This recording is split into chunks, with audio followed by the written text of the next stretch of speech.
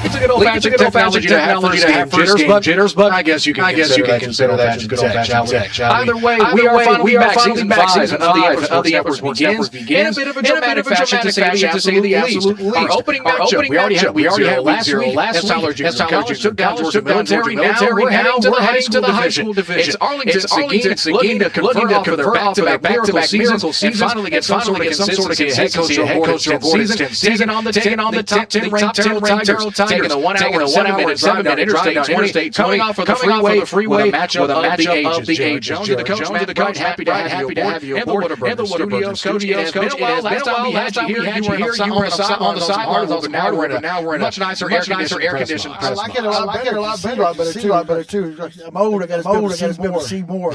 I like it. Good drive.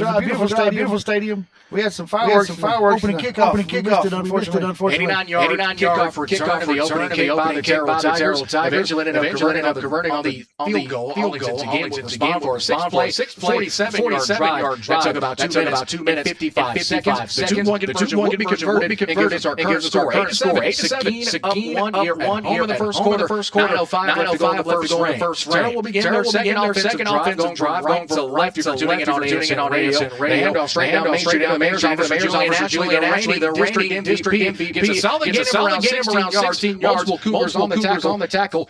And it'll be first down once again. A fresh set of downs. One thing about these Terrell Tigers, they are not afraid to run the football. They're going to run the ball. That's why we may be out here by 8:30 tonight. One having incompletes here. Straight down Main Street into the Mayor's office, just outside of right hash. Gain of about, let's call it. It'll be second down for the Tigers. Jared, Ashley call it Juju. Juju is only a sophomore, and he's only been a UTEP. You look at UTEP, Lamar, Southern. He's going to go somewhere. Everywhere.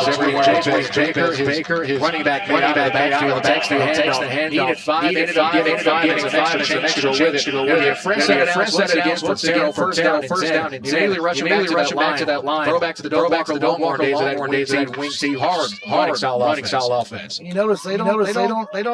They get to the line and hurry. They ain't going about no clock wearing down. They ain't going about the play clock. They're at the line ready to go. About 8 minutes, a couple of ticks remaining to get the snap off. Under center. Once again. Hand off to Ashley. Bounces off 2. Eventually gets back 3. Flag. Turn the 20. 15, touchdown in the end zone. But there is a flag back around the 40 line, 44. And that thing might be coming back. It's going to be a big 66 right there. Justin Hutchins with a almost a clothesline to the defensive tackle over there. He took it back to the up here in Arlington, the Von Erich. He was thinking WWE or something back in Municipal Hall. I didn't think you were a big wrestling guy. Well, I used to be. Can't blame you. Not so much anymore. But that's a. I'm built like a wrestler. It'll be flagged. There's a hold against Terrell Tigers. It's coached previously. That'll knock him back 10 yards. Ball will be spotted at midfield. First down, and a chunk of 20. To go for the Tigers. I'll tell you what, though, he gets around the corner, he's going. Hand it off straight down. This time it's going to be the Baker. His third carry of the game gets tackled by a host of Number mates Evan McNeil as well as Jeremiah Lockhart. Both the junior defensive backs on the outside hit. Let's say he got about 8 or so. Second down around 12 as we cross 7.5. We already see Seguin. Question is that defense, how long are they going to be able to have the heat? It's about 100 degrees at least by our cell phone temperatures. And it's a wrong team you want to face. Team got to run it down almost all game long. Dual motion, shifting to the opposite side of the formation. O'Brien as well as Oscar Soto. They hand it to Baker again. Shakes off one tackle. Eventually gets down, gaining around 4 yards. A tackle and a helmet come off to boot. Once again, Coach, number 66, as you mentioned. Here's that 66. I can't really jersey is kind of scrunched up. Number 65 there for Seguin. Is that 60? Is that 55 or 65?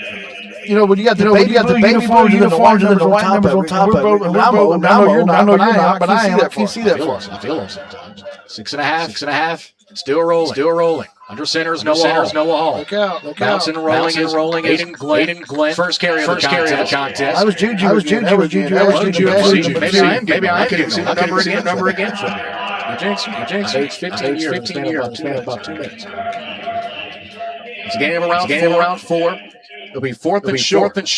You know, the thing about Juju is that he's only 5'5". He's 5'5", $150. He gets behind that big offensive line. You can't see him. You look up and he's already at the 10.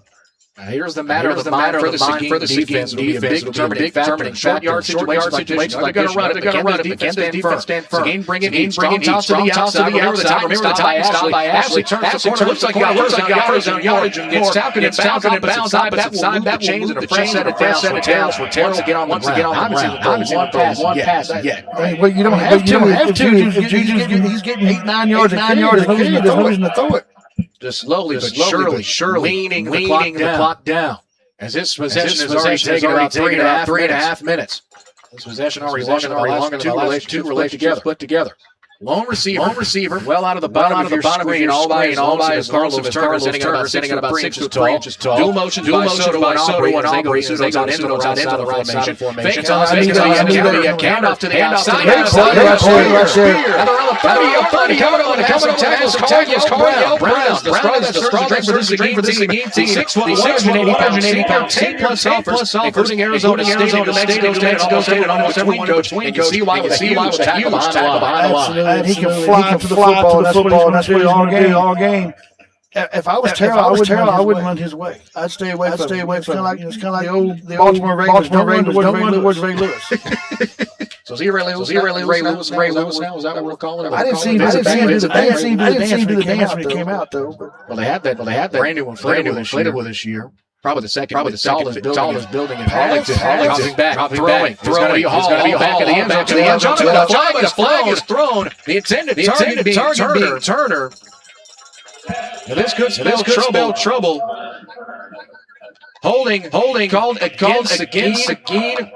That's the senior Michael Jackson. And honestly, Joey, he had no choice because he was beat. He had to slow down somehow. He was beat. Not a smooth criminal at all trying to get off of that flag. 4 left. Officials marked it first down. But should be automatic first. Should be. So that'll place the ball at the 20, right at the red zone. I don't know if our fans are watching or listening. It's not a spot foul like it is in the NFL. If it was a spot foul. It'd be a much different ball game. Hand off to Ashley, and Ashley squeezes through. Eventually gets sandwich. Senior Ramsey ending up making the final tackle. 5 for Ashley again. He's just dunking this field. Him and Baker both. Toting the rock. They're both going to have over 100 yards in the first quarter. Well, when they take the full 12 minutes, can you have blame them? We're inside of 4 minutes. They still have this. Well, you said their second drive. Their first drive. Opening kickoff. I guess we can count it as their first drive. Stood up on the handoff. Powell gets pushed. They'll give him forward progress. It looks like that with the chains. It's going to be first down Tigers again. This time on the carry is Tyson Hooper. Listed as a wide receiver. But as we've only seen one time, I don't think there's any such thing as a wide receiver. Speaking of being Turner and Soto out. They handed off to Ashley on the read option. Ashley threw it in the end zone for 6 more. Julian, Ashley. An almost seamless 9-yard touchdown run as Terrell is tackled back on the board again and expands their lead. Yeah, he was touched when he got in the end zone. That ain't gonna cut it. 3:32 left to go in the first. Yes. In the first. Looking for that quick touchdown. This will be a much more low-scoring affair. Waiting the boot. Jordan. Mwambila, clean snap. Flag is thrown. Officials put the arms up. They say it's good. I'm sure this may stand. As the referee, head official looks at his comrades. Seguin almost off the field.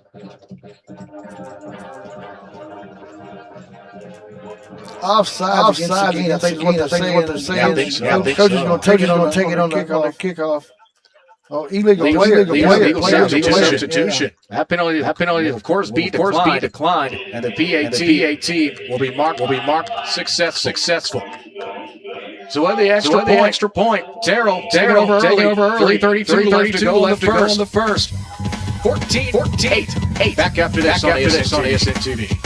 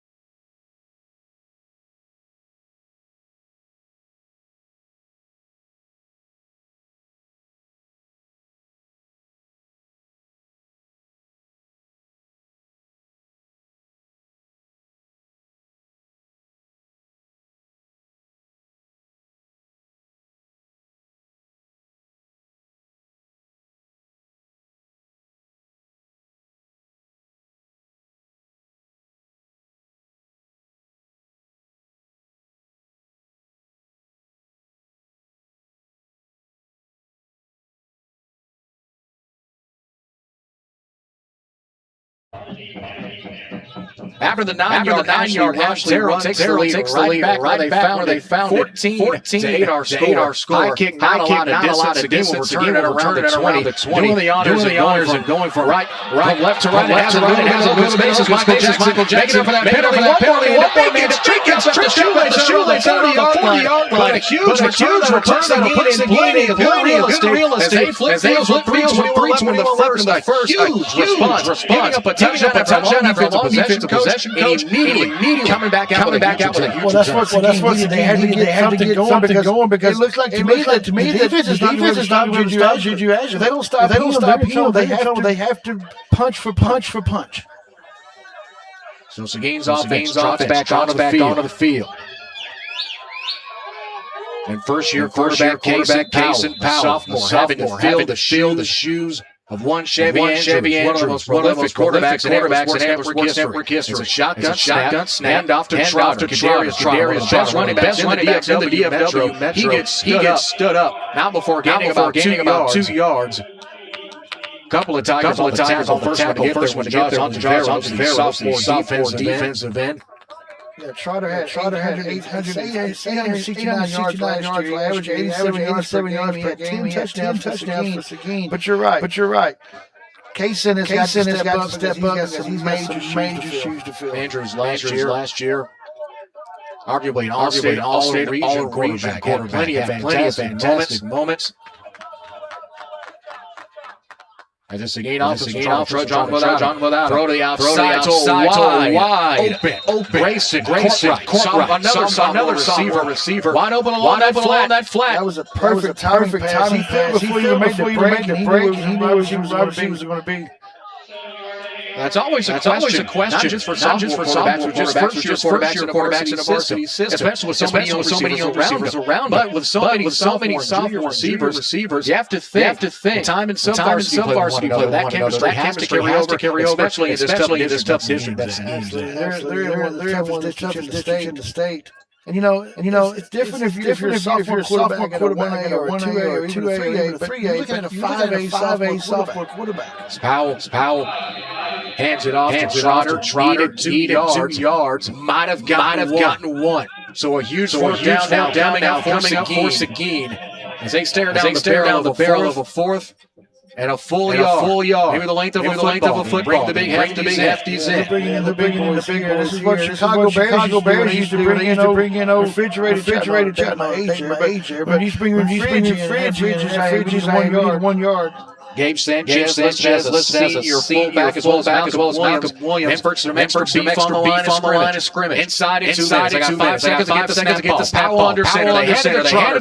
Trotter gets the yard. They needed a couple more extra. Straight down the hill. First down, Seguin, and a huge fourth down conversion. He went over that left side, far left side. Some big boys over there. Also that wingback come in.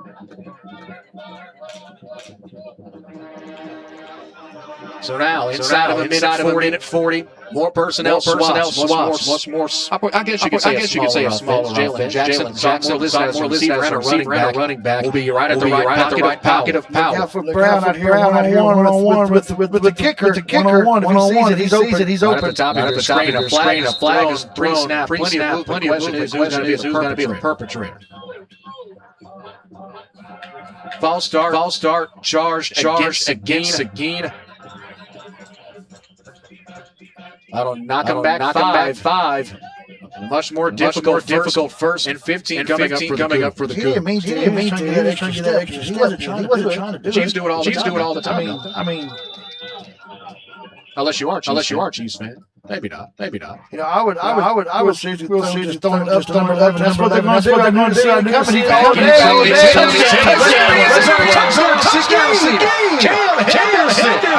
I told you. One-on-one coverage. He's what, 6'4", 6'3". I would say about 6'4". Easily.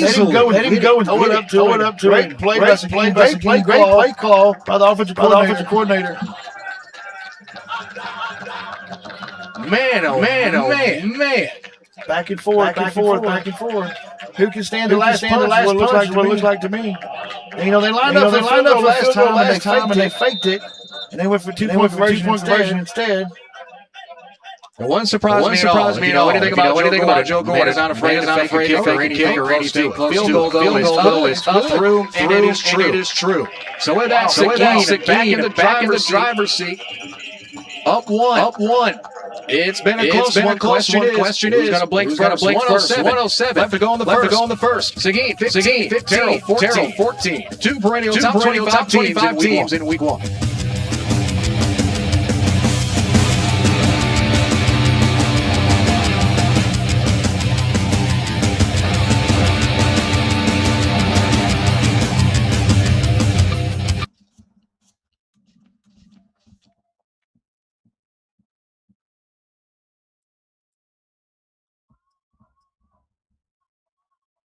He's at the corner.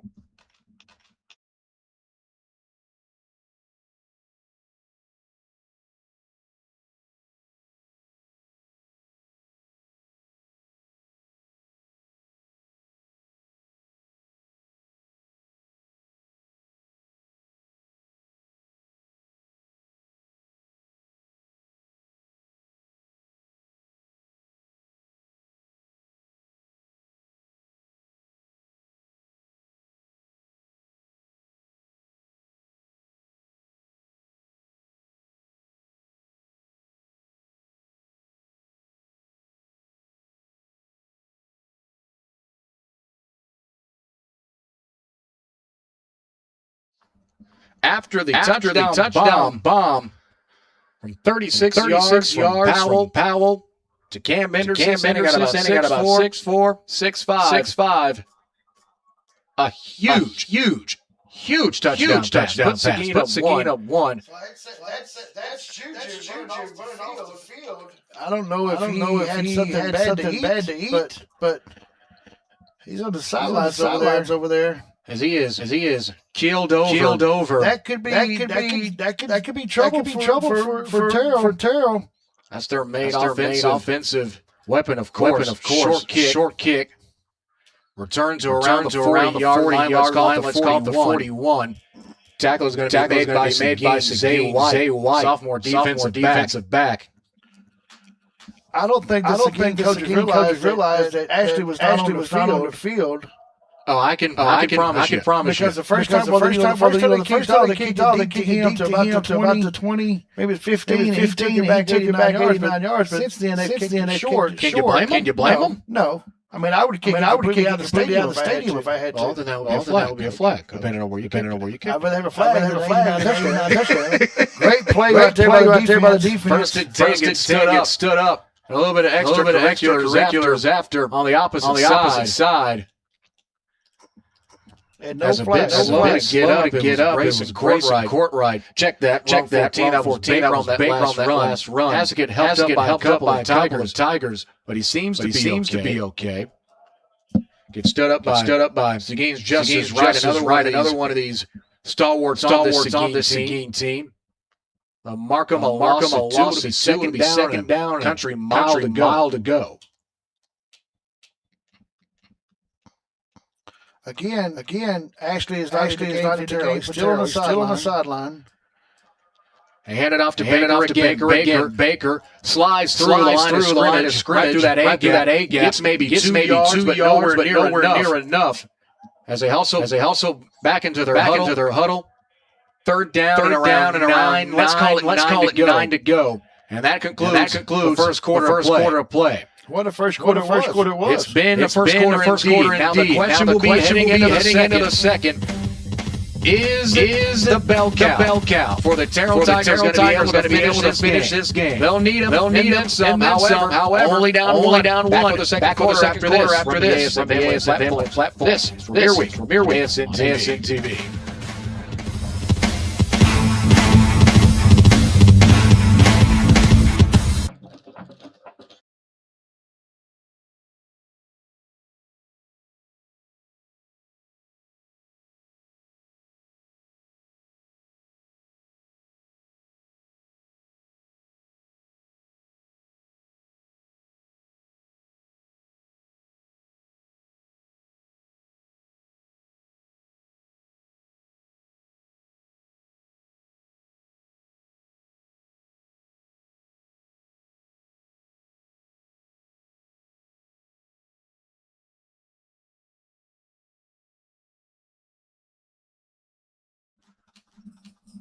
Twelve minutes down, the first to go in the first half of play. Jones, the coach, happy to be in field. Arlington Seguin has a 13th Sports Network appearance. Terrell in their first. And so far, everything started off, I would say pretty well. If you're the Terrell Tigers, an 89-yard return on the opening kick. But now, a much different ball game. Julian Ashley, a few plays ago, have to be escorted off the field. From the backside. As Hall throws and a great juke. Eventually getting down as Baker catching a pass. A huge tackle made and a great open field tackle by Kobe Moore. Yet another sophomore littered across the Seguin roster. One of the youngest teams that Coach Joe has ever had. Arguably the highest expectations. But more importantly, Coach, they get this Terrell offense off the field and force a fourth down. Yeah, and that's huge because seen while ago in the touchdown drive, nothing stopped. They couldn't stop them. But what stopped them this time? Ashley's on the sidelines. And you have to think.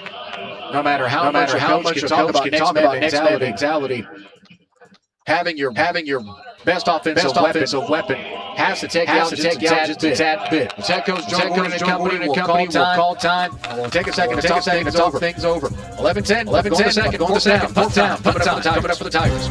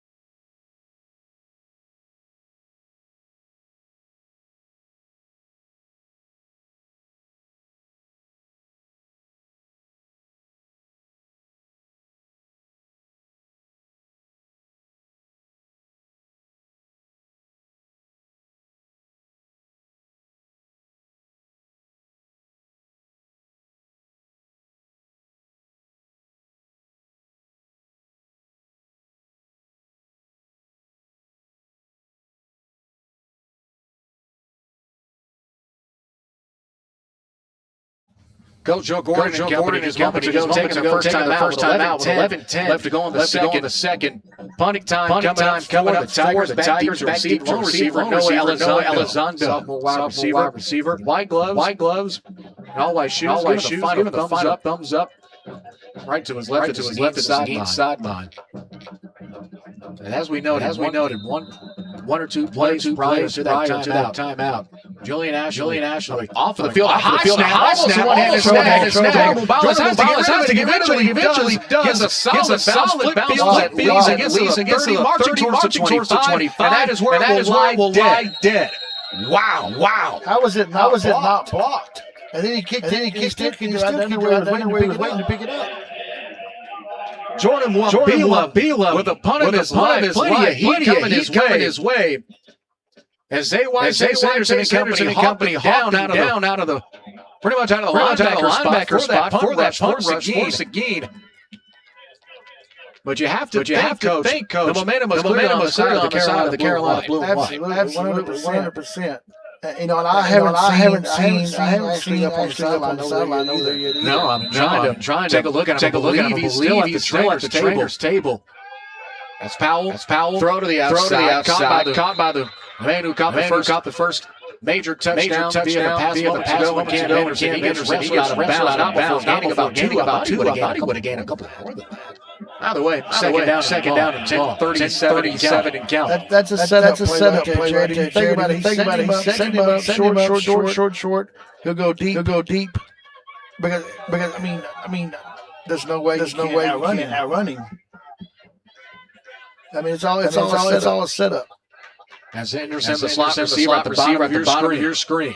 Schroeder takes the handoff, bounces off of his left guard, spins through to get to the 45. Get there, they're going to say it was a yard short. Well, the first down tackle was Hayden. Go for it. Hayden had to go for it. That first down. He's a tough customer. With 10 minutes left, a huge third down for Seguin. Seguin's still pretty deep in their own territory. This is a big play for Terrell. Get off the field to get your offense back. They're bringing in the big boys again. Looks like. That was Joshua Benke.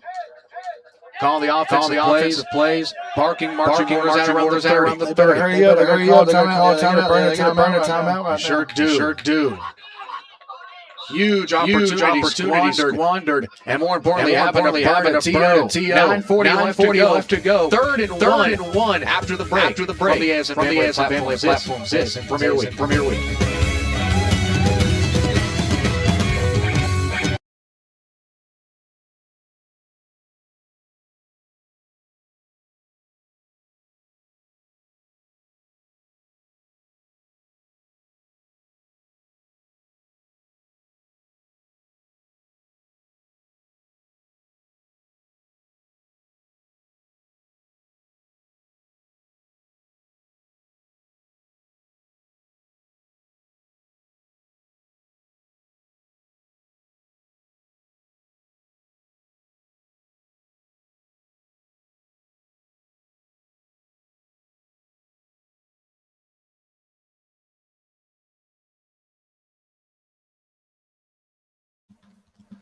Seguin their second timeout. We're going to have one more for the last 9:40 left. It's 15-14. The Cougars with a 1-point advantage at home. But they face a pivotal third down and short. Yeah, this is big.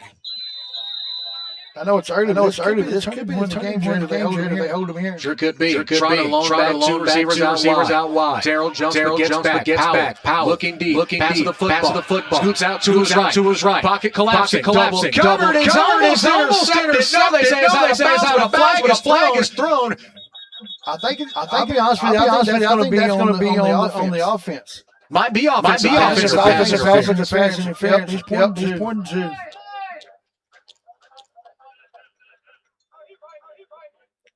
Now, if it is, Terrell decline it, a chance that they're going to punt, being fourth and one, or one thing about Joe Gordon, you can never assume he's going to take a field goal. Coach Gordon's not going to punt. If he's got 1 yard to go, he's going to bring in the beef, and let's go with it. As we see Gordon talking with the head of linesman right below us.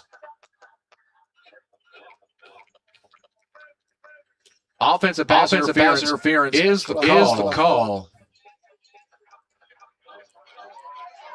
They're going to decline, I believe. No, they're going to move it back. No, they are going to move it back. Well, that is a 15-yard penalty.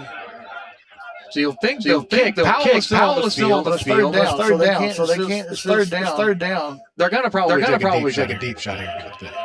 Well, I mean, I don't see why you don't already anyway. I mean, throw it up to Marshall and say, go get it. That's what the Cowboys were doing. They had Irving out there. Well, they try to do land with various results. So 9.5. One-on-one coverage on the outside. You do linebackers slide that way, the safety. There he is. Right there. The flat is caught. What are they going to mark him? Short. 1 yard short. So now fourth and one. What is Coach Gordon doing? He's bringing in the big boys. I can see why. I mean, you have a running game that's solid. You've had this defense on the field a while. Why not test them out? Try to test their mettle.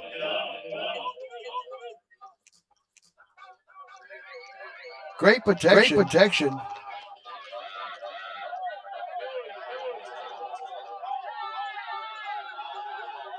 It's Powell and company looking at the sideline. They got to get a move on. 7 seconds. Now 6. Now 5. One timeout. They got call another time. Two timeouts in this drive. Man, oh man. Well, it is week one. Now head coach Joe Gordon. Joshua Binky calling over the troops. They'll talk it over. Once again. Is that a third down? They want our last break. It's 4th and 1. Well, Coach Gordon, company find out after this on ASN TV.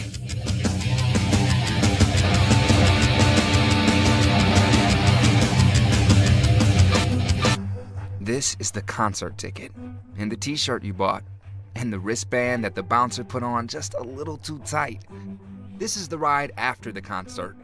To this place, Whataburger, where you ate these hash browns and drank this coffee with these people, your friends, and some guy named Rodney. No matter how your night starts, it should end with breakfast. Open 24/7 with breakfast served 11 p.m. to 11 a.m.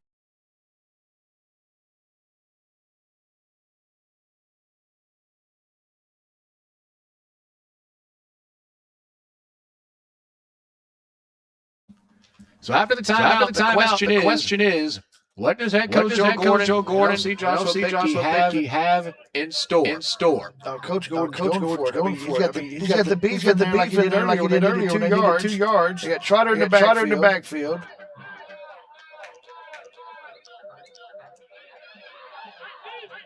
As well as the fullback right in front of him, Gabe Sanchez. Earlier where they needed a heavy set. Referee discussing something at the line of scrimmage.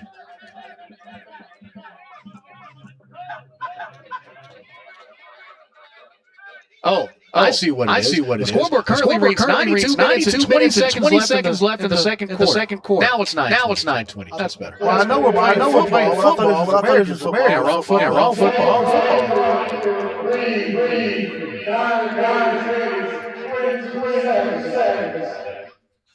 That's exactly what it reads. That might be the loudest. That might be the loudest referee mic I have ever heard. It don't even get that loud at Jerry World. And that's surprising for Jerry. Jerry probably didn't want to hear the referee. He probably can't anyway. The man's 115 years old and still can't make the playoffs. Woof. It's supposed to be a Cowboys fan as well. Oh, well. Here we go. They're going to hand off to Sanchez. One tackle.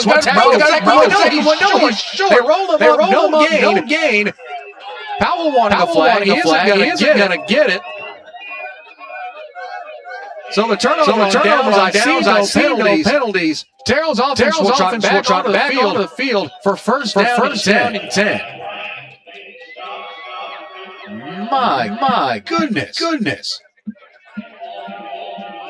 That's a shock. I don't know. I respect Coach Gordon. He's been in the game for 10 years. He played in the NFL, played in Europe. I thought he'd try to go deep. I'm giving it to Trotter. I mean, he's a big fullback for a fullback to block. Well, as a Browns fan, I have to counter with Peyton Hillis. I mean, Sanchez has already been fantastic in short-handed situations. Scrimmage against. just last week against Crowley High. It was amazing. It was amazing in short yardage situation. Jared Juju is still on the sideline. Still no sign. Julian Ashley. Now I did see him stand up talking to the trainer, but I think that's him sitting down on the far side over there. The far side means to our direct left. Here's first and 10. Strong toss to Baker. Check that. That's also Soto. Solid yardage. Let's say a gain of 7. Will be a gain of 7. Second down. 3. Host to Cougars on the tackle. Michael Bolden. The outside linebacker. At least I'll credit the tackle. With 8 minutes and 46 seconds left in his first half. Hall, tight under center once again. And hand it off, getting downhill, bouncing through multiple times. It'll be times to get a carry this go around. He needed 3. He got 4. Move the chains. Terrell's offense coach once again rolling. Yes, that was number 24 to carry that time for Terrell. It's a quick substitution for the Seguin defense checking in. You know, we talk about Terrell doesn't throw the ball that much, but Nolan Hall threw for 1,400 yards last year. Sure did. I don't know why. Great Backfield, the second straight spot. Gain of around 14 chains once again. First and 10, knocking on the door of the end zone once again. First and goal. Thought he was going to mark him down. Looks like they'll give it to about 8.5 or so. That was one of the Barry Sanders, the famous Barry Sanders where he broke 4 or 5 tackles and spun out of everything. Looked like he had a bunch of oil wrapped around him, couldn't catch him. Like a grease pig. Rummaging through the backfield. Strong toss to Soto. Spins. One tackle. Second turns back corner. Touchdown again. Seguin has got to wrap up. They had 6 tackles the play before that, and they had 3 on that one.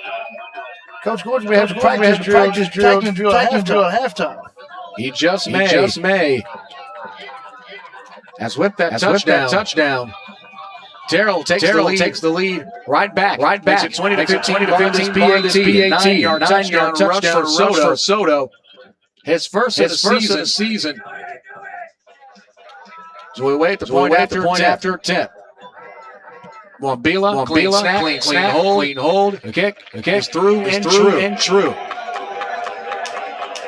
So once again, we have another punch. 7:46 left to go. The Terrell Tigers up 21-15. Back after this.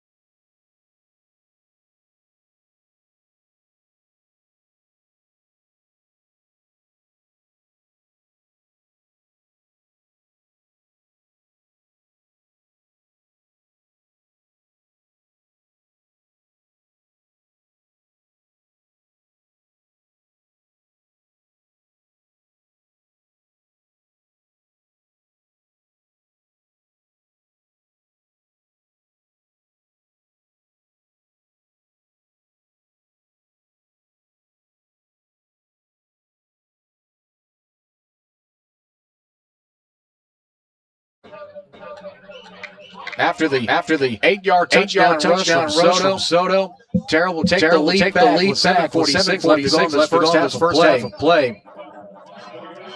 Again for the Terrell Tigers, no running game, but still been solid for them.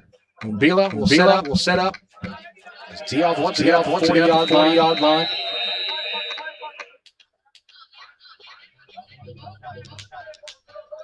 Wambila, not a lot of distance. It'll be fielded at around the 19-yard line. To the corner with a lane and a burst. He's still on his feet. Backpedaling and running up the 45-yard line. A huge return. Going the other way was Michael Bolden. No first comments on the defensive side of the football. Showing some prowess on as well. Almost flipped to be first down and Seguin. Pretty solid standing to open up a very important drive. Well, they've got to put it in the end zone. They've got to put it in the end zone. So it's 7:38 on a drive that stalled out due to a couple of untimely penalties and personnel changes. Seguin trots back onto the field. Now the quarterback. Powell lining up at the bottom of your screen as a receiver. Lining up the QB is going to be Cardinal Brown. Or is that Elizondo? I believe that's Elizondo. That'll be taking the snap out of shotgun.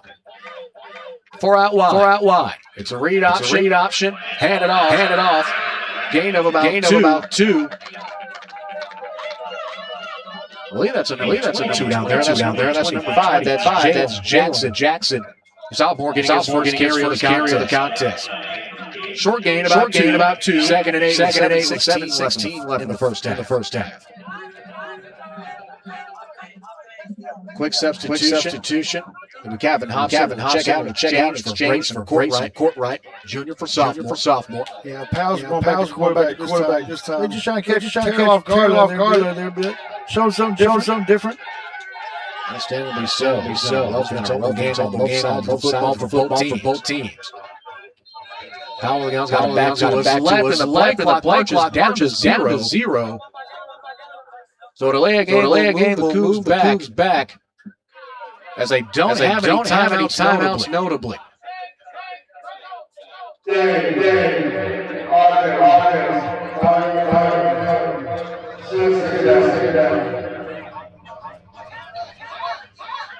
As we thank our white cap for tonight for his booming voice, maybe the third loudest microphone. If you're back in Tyler, you know what happened on that play. Definitely hear it. It's now Seguin with more wiggle room with 18 on the play clock. Still second down, 13. That last run pretty much negated. Powell drops back. Wide open in the middle. It's incomplete. Now I will give credit to the safety and the cornerback, the defensive back. He closed in a hurry. But I think he tried to run with it before he caught it. He was wide open down the seam. As we take a look, see if he follows through. Oh boy, that's close. But you know, don't use the replay in high school football to get the state championship. Hallelujah. So that incomplete will bring up third down to go. Powell once again, snap, looking over to his left, tucks it and runs, steps and he slides, he goes about the original line of scrimmage, gains around 4 yards and some extra change, gets left off the 45. And that might be the first time in about 2 years of covering Texas football that I've seen a quarterback slide. Unfortunately, some of that is these days. So take a slide instead of lowering your shoulder and go As a baseball coach, I'm sure you respect the slide, don't you? If they slide right. So what do you say? Foul there. It was a decent slide. I would call it safe at second. Well, we call him safe. Fourth down and 9 to go. Gotta get these quick calls. He didn't get it off. Play clock's at 0. 4, 5, 6, 7 seconds. 8 seconds past 0. The fish throw off the golden hanky. When they gave him 48 seconds to kick it, he still didn't kick it.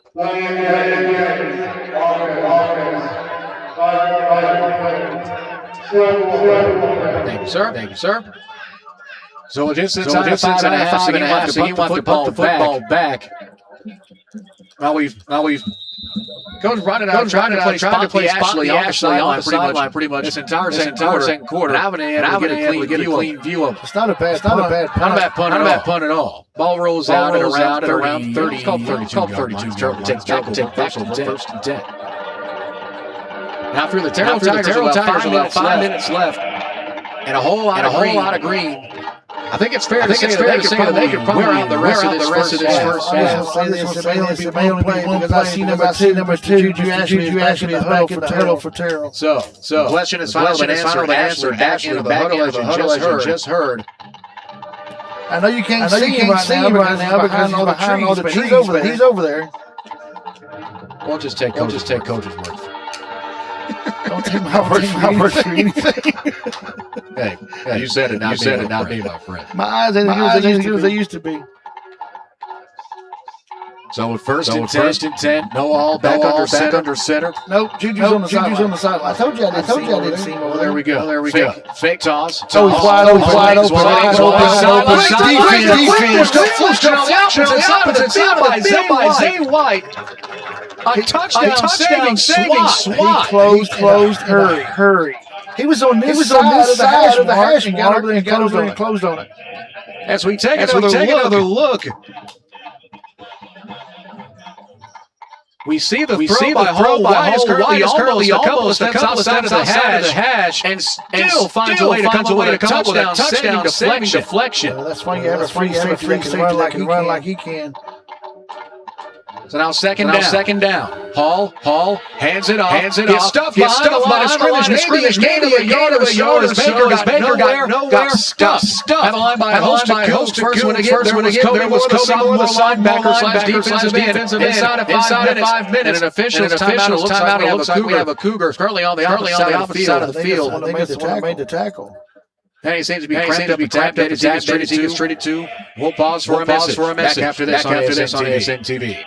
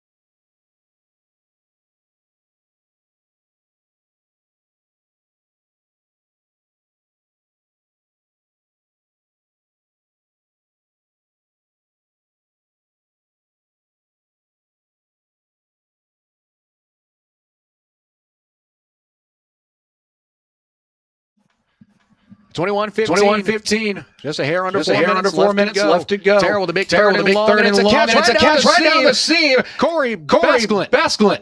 Huge first down. Terrell moved the chains to keep the clock rolling and flip fields.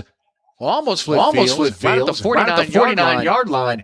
And the Tigers wasting absolutely zero time. Back at the line, it's all. Double backs and a single wide receiver both sides. It's going to be a option, dribble option, straight down Main Street once again for the Tigers is going to be Hooper. Hooper gets a solid gain of about 4 or so yards, maybe even 3. All the way to be second down. They'll call it 2nd and 7. You know, the play before that reminded me of when you used to head over Jay Novacek with the Cowboys right down the middle of the seam. And Terrell, they go to Argyle next week. I know it's not where Jay coached at, but it's in the same town. 4 minutes left. Ball, strong toss. Bounce to the outside is Baker. On the 40.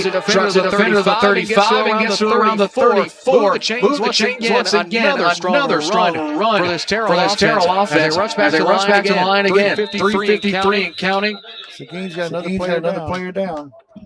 And I would say a pretty timely stoppage. This Terrell offense was rolling. You don't think it was on purpose? No. I don't see Lane Kiffin. Back after this with 3:53 left to go in the first half.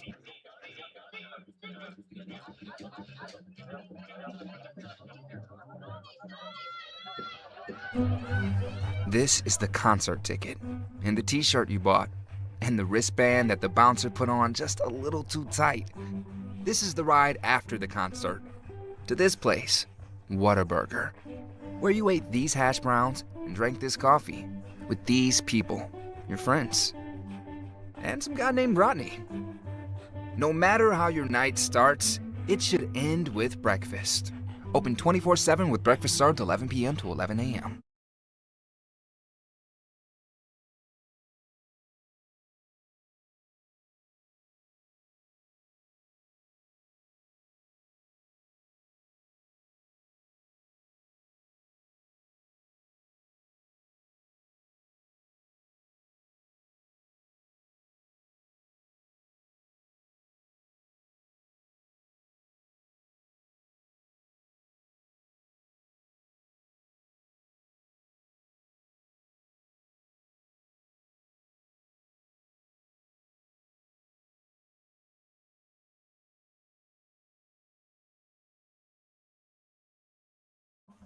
Michael Jackson, to the defense, injured Cougar. Thankfully walks off the sideline under his own power. Terrell, however, set it down after a 9-yard run from Baker chains for 34-yard line. So he didn't have to make one more substitution.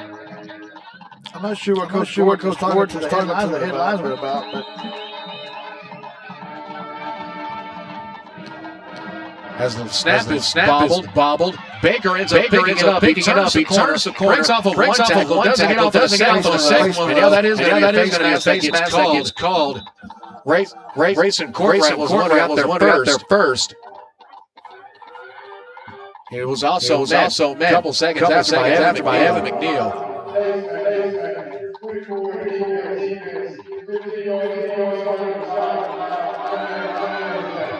I don't know, Jared, if our statistician Noah is keeping up with how many missed tackles had in the first half.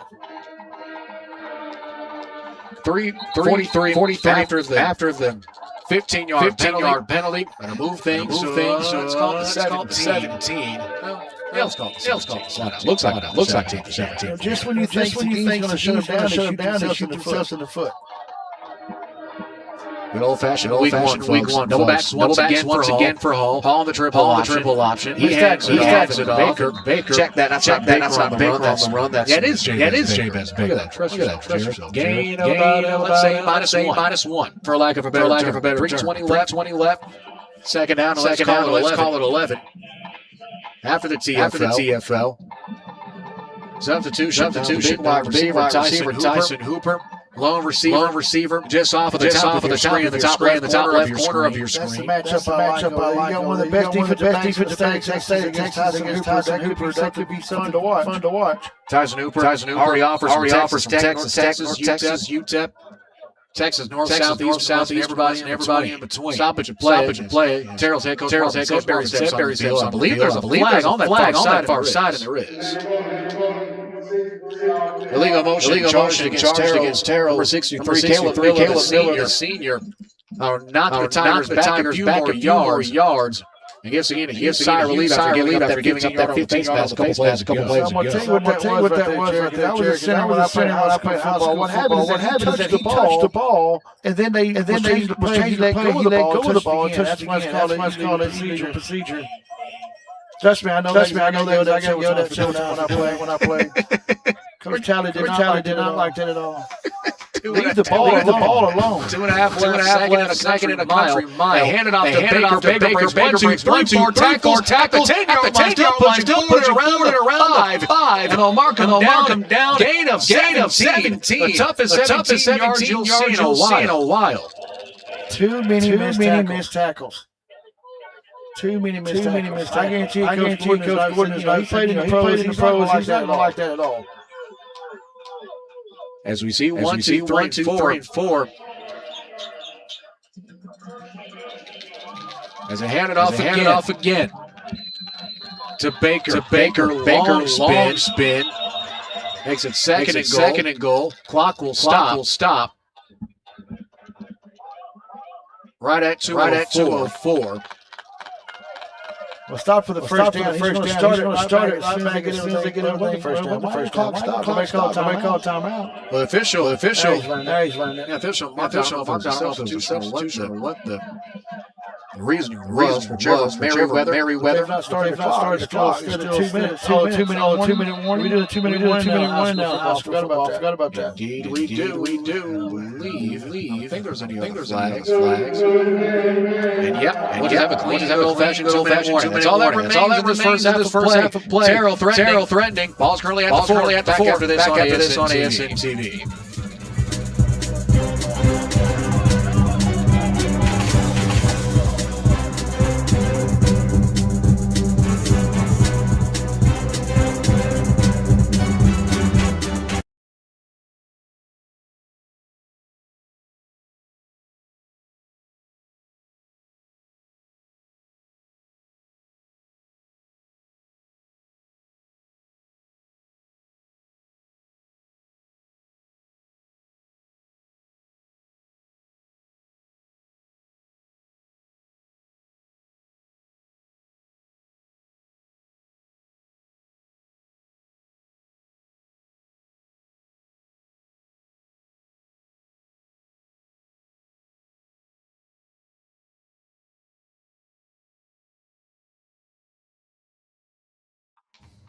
Two minutes still remaining in the first half of play. 21 to 15 our score here at Glassby Field. Week 1 of high school football action continues tomorrow.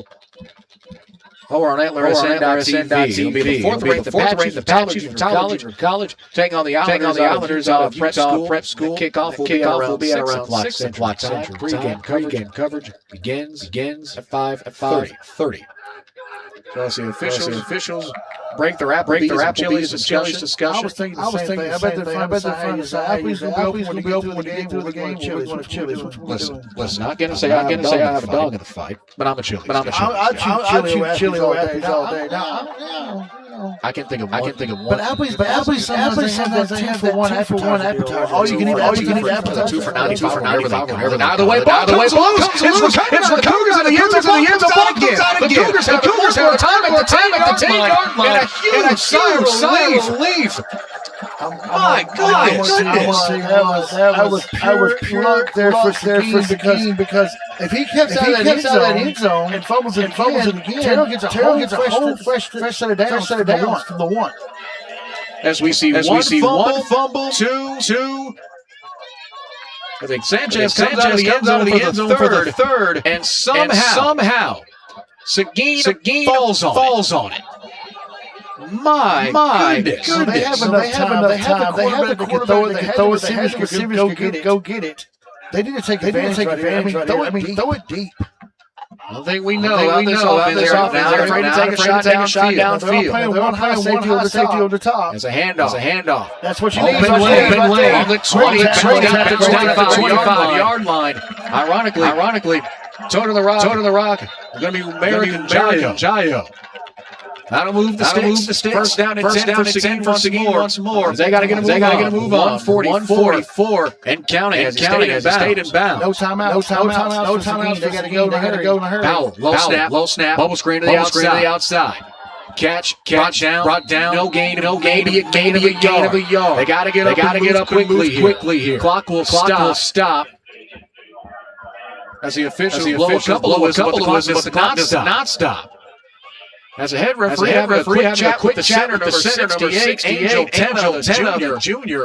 Ball gets placed down. Minute 14 left. Coach Marvin Company will call timeout. We'll keep it here. Say one more look at the play that pretty much set everything up. Just moments ago.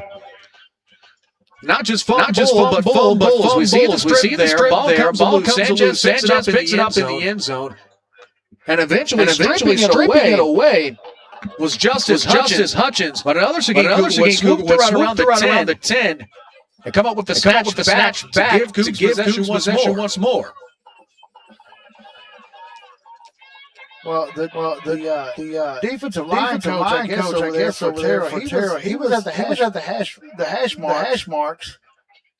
Talking to that linesman on the back line. He's still talking to the head official. So 107. All that remains in this half. Seguin currently sitting at around their 25-yard line. Scoreboard has it at 26. Gallaudet got it at about the 25. Too high, too high. 3 out wide, one wide receiver back set for the hand it off outside again. So the question is, how many more plays can they get out of this thing? I think what they're doing right now, they're trying to run the clock down and get into the first. They get the ball in the second half. They're going to run the clock down, take it down by what? 6. That's what they're trying to do. They're just trying to run the clock out. Get whatever they can when they can. Well, think about it. He has no timeout, so he has to run a play. 7 seconds on the play clock. Take a shot down the field. Now 5, 4, 3, same formation. 2, 1. They get the snap. Powell immediately looks downfield. Winds and fires. One ball, and it's intercepted. Picked up at the 30-yard line. No flags. Terrell the football. 13 seconds to go. Well, here's the thing. It's almost like a punt. I mean, really better than a punt. I mean, it's third and 9. Inside your own 25. Quarterback's throwing it further than what the punter's kicking. Throw it far as you see what happens. I look for Terrell to take it to the half, 21-15. Coming up with a huge interception is Jordan Bila, the punter and the kicker. With a massive defensive play. He was the one that got burned on the touchdown. Making up for it and then some. First down and 10 with 13 seconds left. One thing about both of these coaches, Marvin Sedbury and Joe Gordon, both they are risk-takers, to say the least, not afraid. Try to go for their however, under center looks like he might just take a knee on this thing. No, they do end up trying to run a play. It's a fake. Double end around reverse. Open field and stumbling at Soto, but eventually gets knocked out of bounds. There should be about 3 seconds left. He stopped it. About 4. Maybe a little home cooking clockwork thing, you think, Jared? No. Well, I mean, run down to 2. Maybe it was. As Soto got knocked out of bounds, the clock was about 3 or so.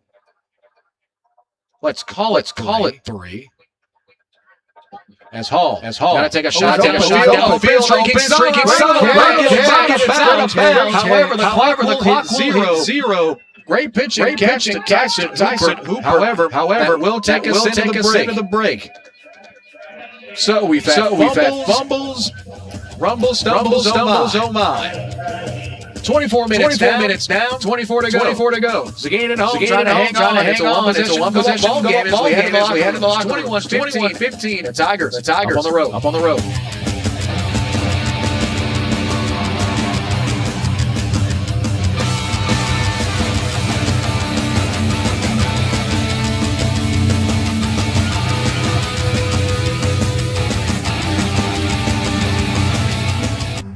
This is the concert ticket, and the t-shirt you bought, and the wristband that the bouncer put on just a little too tight. This is the ride after the concert. To this place, Whataburger, where you ate these hash browns and drank this coffee with these people, your friends, and some guy named Rodney. No matter how your night starts,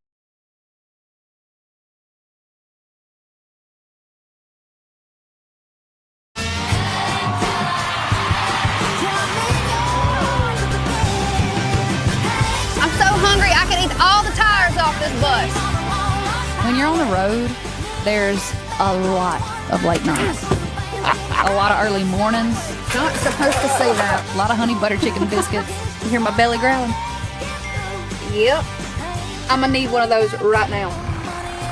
And a lot of good times with my band. What a burger!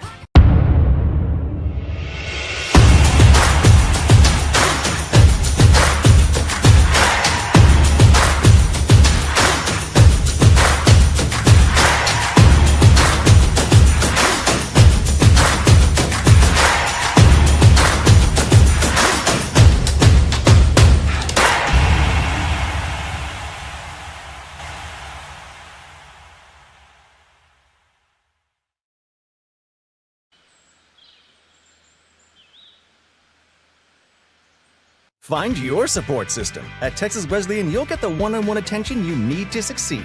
Texas Wesleyan, small classes, big scholarships. Now that's smaller, smarter.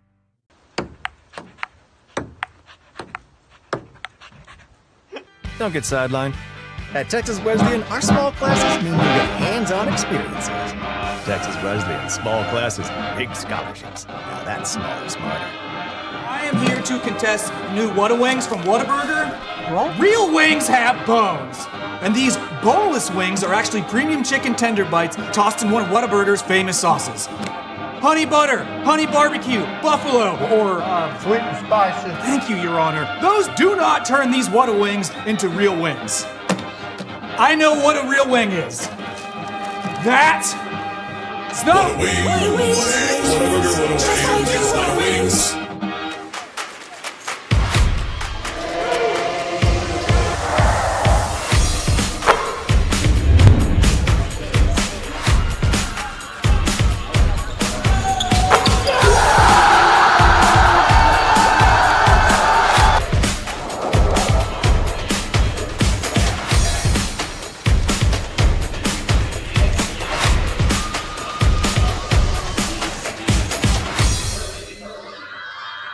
Got dreams as big as Texas? Then Arlington is where you and your business belong. In the heart of North Texas, we're home to major industries, new ventures, and innovation. Our lifestyle and educational institutions attract a talented workforce and foster bright minds. In Arlington, big ideas come to life, from advanced tech to transformational redevelopment. Discover why Arlington is so right for your business at arlingtontxedc.com today.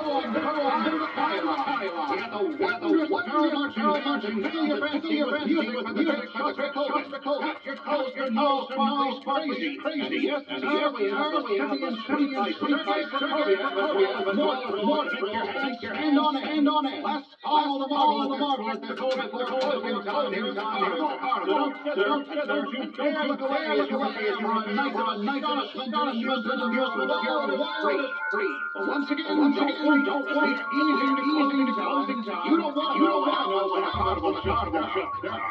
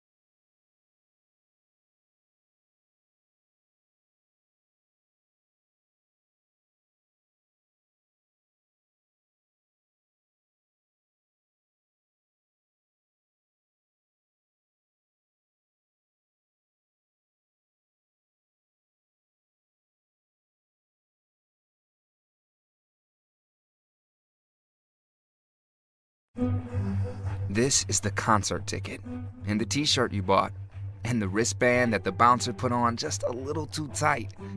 This is the ride after the concert. To this place, Whataburger, where you ate these hash browns and drank this coffee with these people, your friends, and some guy named Rodney. No matter how your night starts, it should end with breakfast. Open 24/7 with breakfast served 11 p.m. to 11 a.m.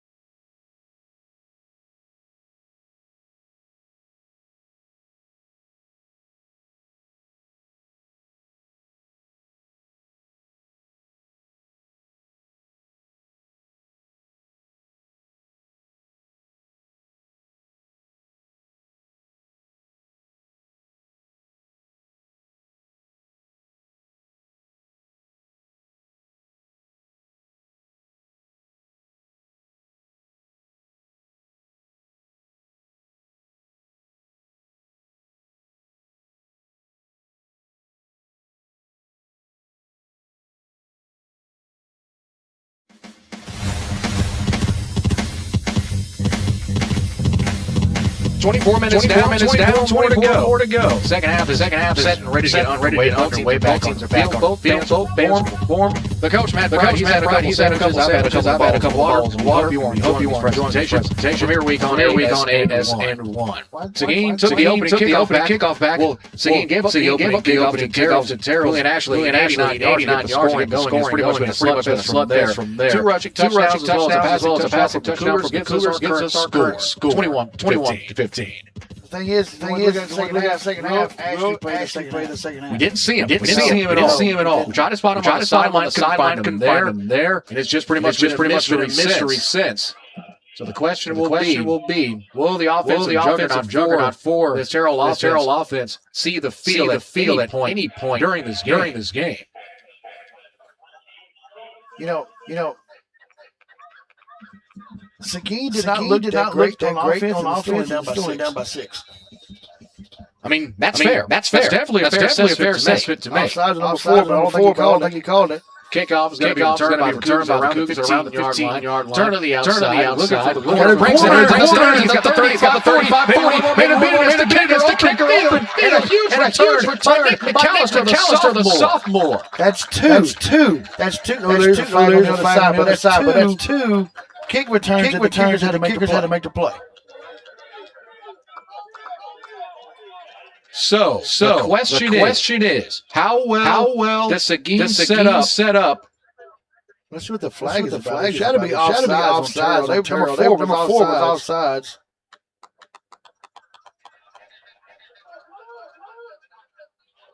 I don't know if offsides will be the call so much later in the possession. It may be a personal foul. Coaches tell them to move it down. Nope, it is offsides.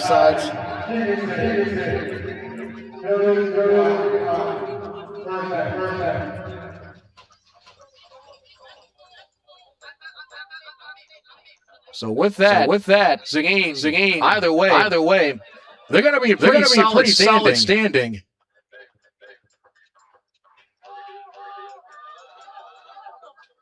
First down and 10 for the Cougars. Set up this fresh offensive drive to begin half number two. The sophomore finally got his feet on. Let's see what happens. Strong toss.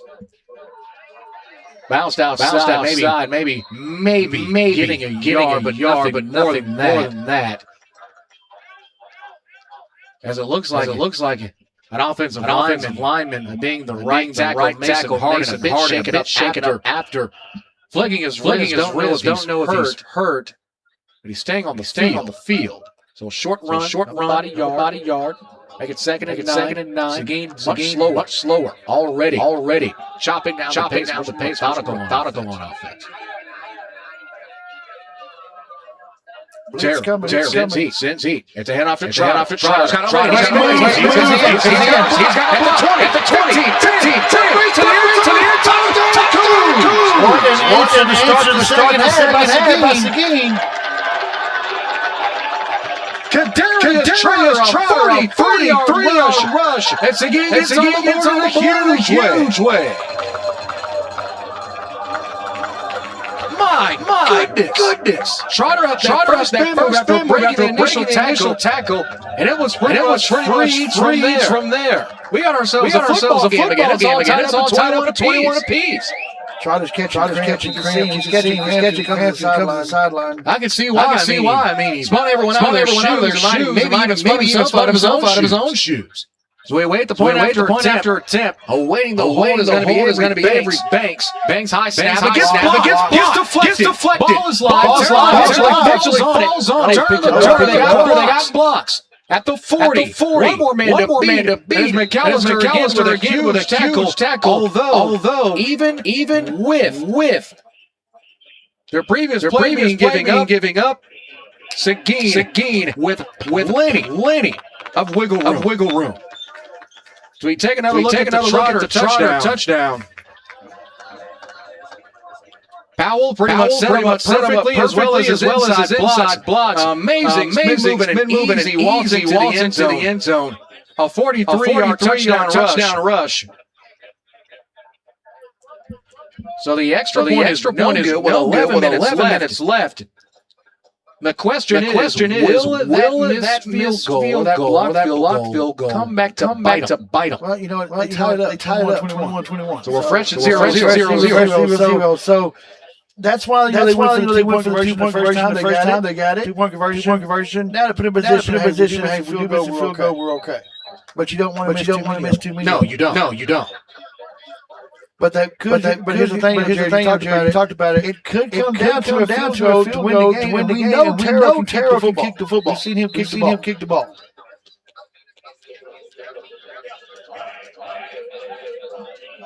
Seguin trotting out to kick things off once again.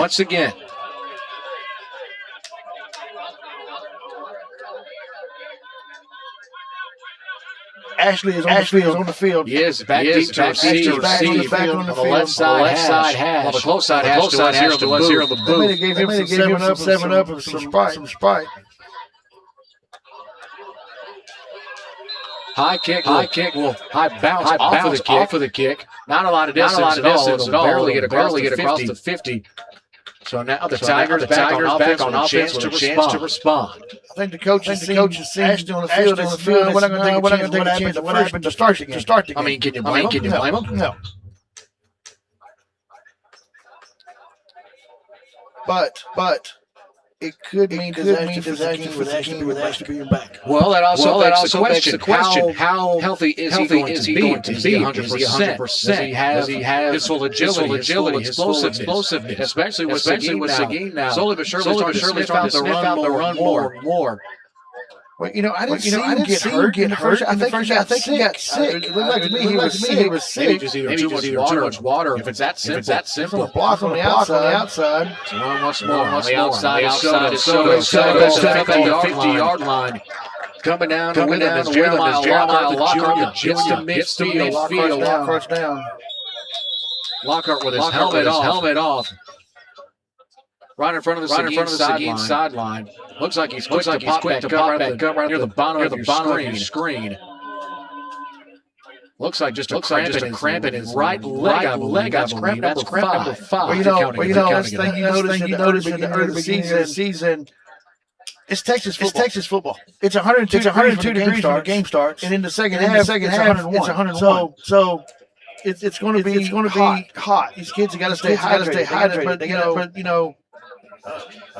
I know Coach Burns over Gorman and Tyler. I know for a fact that kids hydrate the week before it starts. Don't wait till Friday. Temperature is currently sitting at about 92 degrees. It's probably hotter than that on the field. Turf, I guarantee, is at least 97, 98. So after the rush from Soto, Lockhart seems to be okay. It'll be second down. 7 to go. 10:40. Similar formation. Receiver. Bottom formation is Hooper. Now run the option. Handoff to Baker. Helmet comes off. Obviously, Cougars will stop. He's got to check out. Baker with a gain of around 4. Getting into Seguin territory. Not enough for the first down. However, sets up a manageable. They hustle back to the LOS. Just inside its 10.5. They fake it to Baker. Three.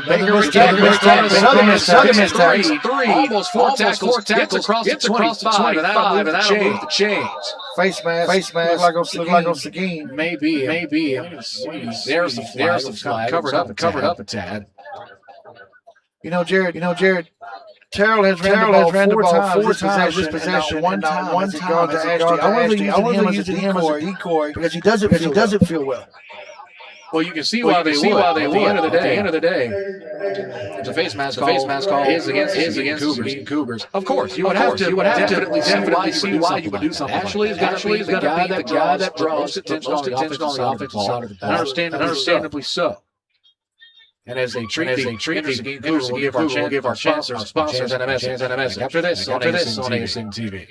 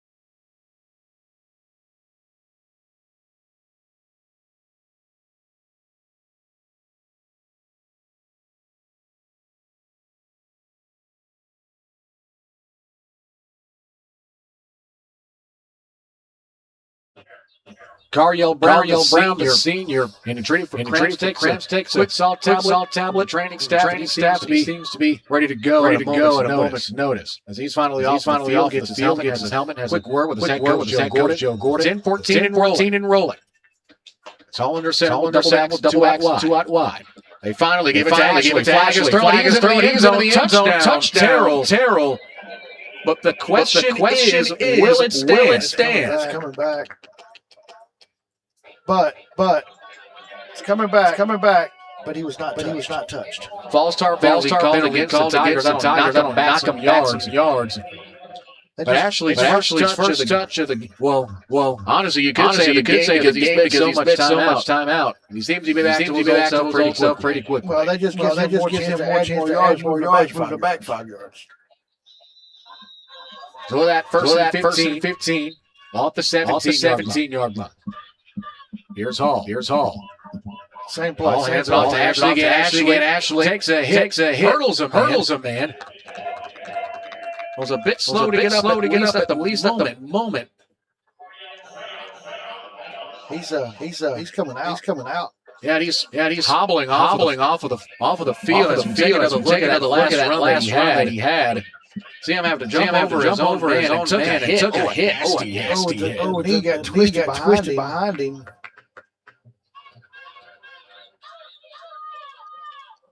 So in 9:25 and counting, got 10 seconds to snap the football. Ashley, even though he's out, does end up getting five. Gets to the original line of scrimmage. Second and long. It's a keeper. Rolls out to us. By Cariel Brown. Well, I guess he was on the sideline. It's a great job by Brown. I guess that went away. Coach Gordon getting the game. Understandably so. You got to keep a guy like that on the field as much as you can. Especially with Ashley out once again. You got to have your strong power on the field. Brown's a game changer. Known as one of the most electric corners in the state of Texas. Fake ball. Back in the end zone. Catch. Take a play. Taking one more look. That was a great throw by Hall. It's a great fade route for sure. Great pattern by the wide receiver, but he just let him a little too far. Pretty good coverage right there though by Seguin, number 2. Coverage was Case and Powell. Quarterback on both sides. They go to him again. The throw. How did he catch the football? My goodness, what a catch. Beautiful throw, the back shoulder. And the thing is, he was being held when he caught it. He caught it one hand. We take another look. Hall flushed out of the pocket almost immediately. Just gets it up to his receiver. Goes up and gets it. Diving.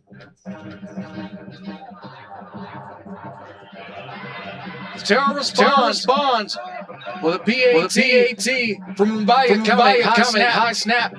Kick hold is good.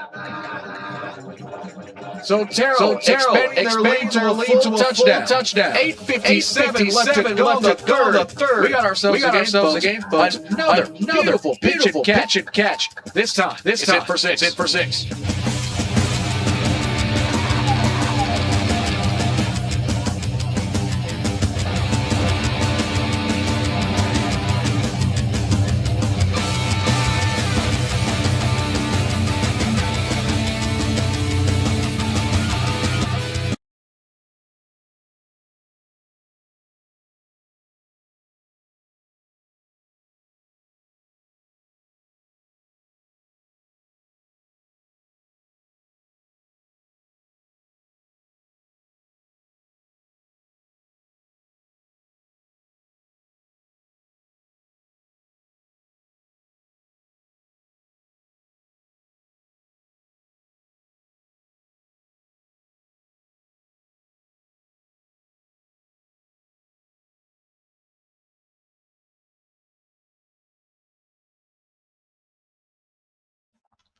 After a beautiful catch from Hall to Hooper, Terrell kicked the football away once again. 8:57 left. 28-21 here at Gillespie Field. Hey, Both of these teams, very tough districts. I guess you call them districts. Seguin in 5A, Division 2, Region 2, District 7. Terrell in the exact same district, except Region 1 instead of Region 2. Great tackle. Open field tackle. It's on the return. Whistles blare. And it will be first and 10 for the Cougars once again. I mean, let's just take one more look. That touchdown throw. I mean, you just have to understand how great of a matchup this has been. And a main example, plays like this. Beautiful ball. Seguin has thrown so many different defenders. Lockhart, it's Brown, Henderson. So many different bodies, so many different looks. And sometimes you just get caught off guard. So Seguin with a fresh set of downs will go to work. It's a fake to the outside corner. Has a lane. Has a block. Spinning at the 42-yard line. It's a fresh set of downs once again. You know, I think that's what Seguin needs to do with their running backs. I don't think Seguin can. The interior line for the Terrell Tigers is so fast. They're not very big. But they're fast. Get them to the outside and make them chase you. Now, Terrell, they can run right up the middle. They got some big boys. So they run right up the middle with Ashley. You don't need to go the outside. Seguin this year, notably, they got a lot more beef on that offensive line. The buffet as we call them. See, I like that little counter play, but that guard has got that defensive end out. You can't just walk up there and just touch it. Get him out of the way. So a short run, however, still yardage gain. Let's call it 2. Second out and 8 coming up for Seguin.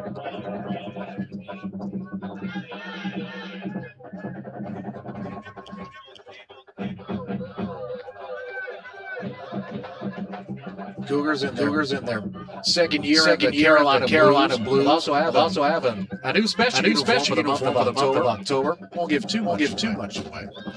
Foul, fakes a hand, looking deep. Got a block, pocket collapsing. Got to chuck it. Gets rid of it, throws it out of bounds. Late hit, out of bounds. Late hit. And a flag is down. Yes, it is. He was out of the pocket. You can't say it's just a grounding. Out of tackle box for sure. 7-23 this is pivotal. Easily first down. And now the line just speaking. It's on the Seguin assistant.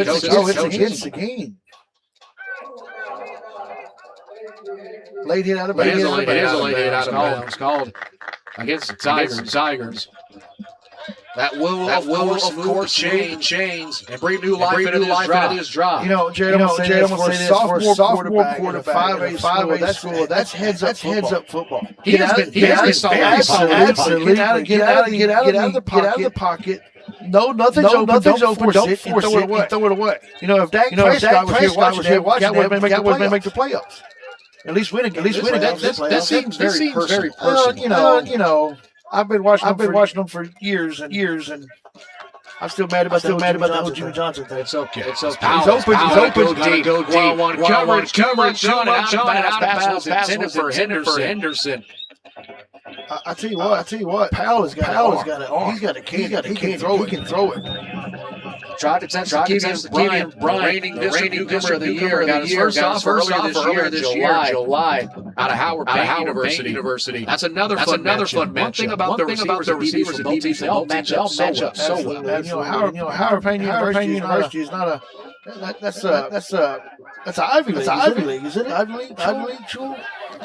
I don't know. There's Brown I'm thinking about. Most definitely. Either way, it'll be once again. Bounce to the outside. Helmet comes off. Players jaw directed to go to the sidelines. However, it will be a gain of let's call it 6. No, I do like the aggressiveness by Seguin's offensive line.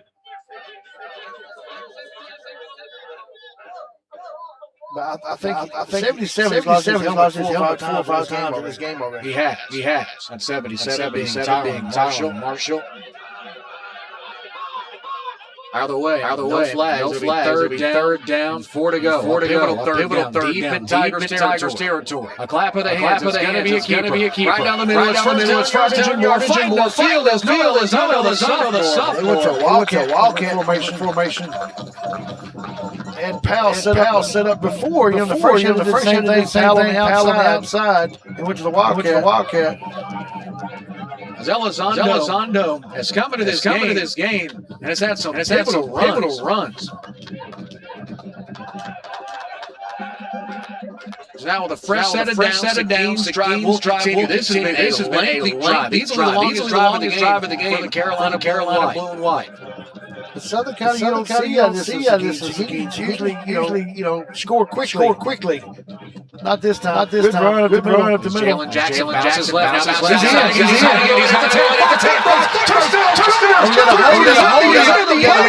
the holding on the wide receiver on the outside. See that from here. You probably could have seen it from forward. No doubt, there was a holding. Two flags down. One at the 10, one at the 5. I'm not sure this is going to stand. Yeah, it's a holding on the offense. It's not going to stand, but it's a spot foul. Go from there. Still first down. There'll be. Cam Henderson, the guilty party. So it's going to be it's a spot foul. So first and four. Yeah, first and four. Jackson got into the end zone. Of course, the touchdown won't stand. Now referee's talking it over once again. It's not a loss of down. Because it was first and 10 to the end zone. It's a spot foul. They move it back 5 yards, 10 yards. First and 4. Scoreboard's got it. The chain crew's got it first. Looks like they're just flipping hashes. I mean, I know, Jared. I'm just a baseball coach, but my math is not bad. Well, you're a better man than me. There's a reason I didn't take a single math class in college. Well, I didn't say I finished math in college. You know what I do. I'll give you that. First and four. According to this is a big play. This is a big drive. It's going to be a keeper. Wildcat again. Elizondo fakes the toss, gets stuffed before he gains maybe a half a yard, if that. Not much at all. I think he slipped on the turf. He made his cut, and he was going down before he got contacted. So, second and short. Call it about 3 to go. Powell looking at the sideline, now approaches his huddle. He's been out wide. He's also been under center. The gun's been everywhere. Jackson's back in the back. One man backfield. Two receivers outside. Snap is flag is thrown to be an illegal penalty. No, this ain't offside against Terrell. Offside lined up in the neutral zone. So that's going to be an automatic first down. Inside the right at the 15. Inside the 15. Right about the 14 yard line. There's that math. Hey. Took my shoes off that time. And counted. What does that even mean? What does that even mean? Jamie, what does that mean? 4 minutes and 40 seconds. First down after the penalty. Powell. Back in the end zone. Powell had him open. He landed hard on the outside. He hasn't moved. As we take another look at the throw, just a little too much on it.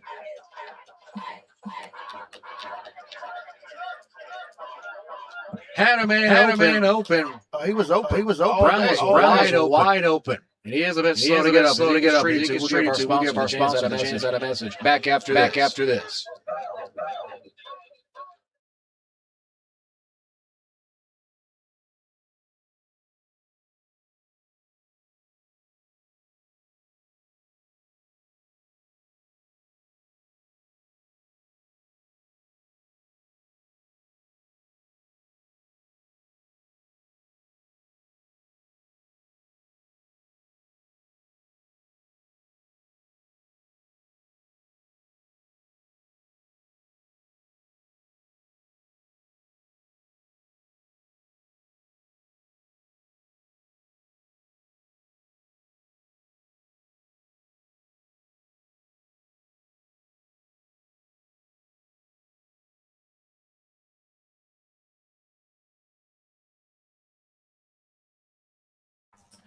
After Brown again, walking off the field for the second time tonight, thankfully under his power. Seguin still sitting first down, knocking on the door. Pater. Ball is going to be spotted at the 15-yard line. Down, second down. It's second. They picked up the first on the run. They picked up first on the penalty offside. Flushed out to his right. He's got an easy throw. Check now. Great open field. Tackle on the back. His first reception of the game. Tackle going to be made by Adrian Perez, your DN. So third down. Keep on rolling. 4:15 in this third. I know you're doing lots of football. No, Coach Ward. Why when we get down inside the 15-yard line, instead of handing the ball off to Jackson, why is he doing the rollouts? One thing about his running backs, you got to give more space to. At the end of the day, one thing that Seguin has always done well is setting up. You mentioned it already before. Their ability to simply take a couple of plays. The flag is thrown pre-snap. Play clock was at 8. Individual player. There are too many people in the huddle that came out. Illegal penalty charge against Seguin. I don't watch him back. How notably, the lone receiver at the top of your screen. They went back to the Wildcat again. I still think they're setting something up for Powell. But they're going to throw the pass. Well, Powell's lanky. He's standing about 6 feet. He's got long arms. Yes. Had a chance to speak with some of the guys. We'll see him close enough for press spots. In their scrimmage last week against Crowley. This receiving last year they had three guys above 6'3". This year they may not all have the height 6'4", but they're still very lanky. Long arms, they have strides. Jump the stadium if they sure can. Speaking of jumping at the bottom of your screen, receiver is Henderson. Powell looking. Fakes. Too much on. Just out of bounds. He's got to get more air underneath the ball. He's got to get the ball up in the air. They're going to try to kick field goal. Understandably so. But this is surprising coming from Coach Gordon kicking a field goal.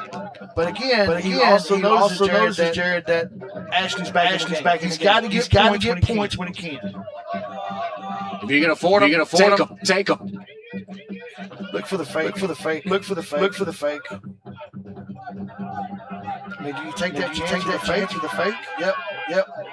They are. They're faking the ball. They reset. And the makeshift quarterback is Avery linebacker. Big fella. Trying to get a jump. And a timeout's got to be called.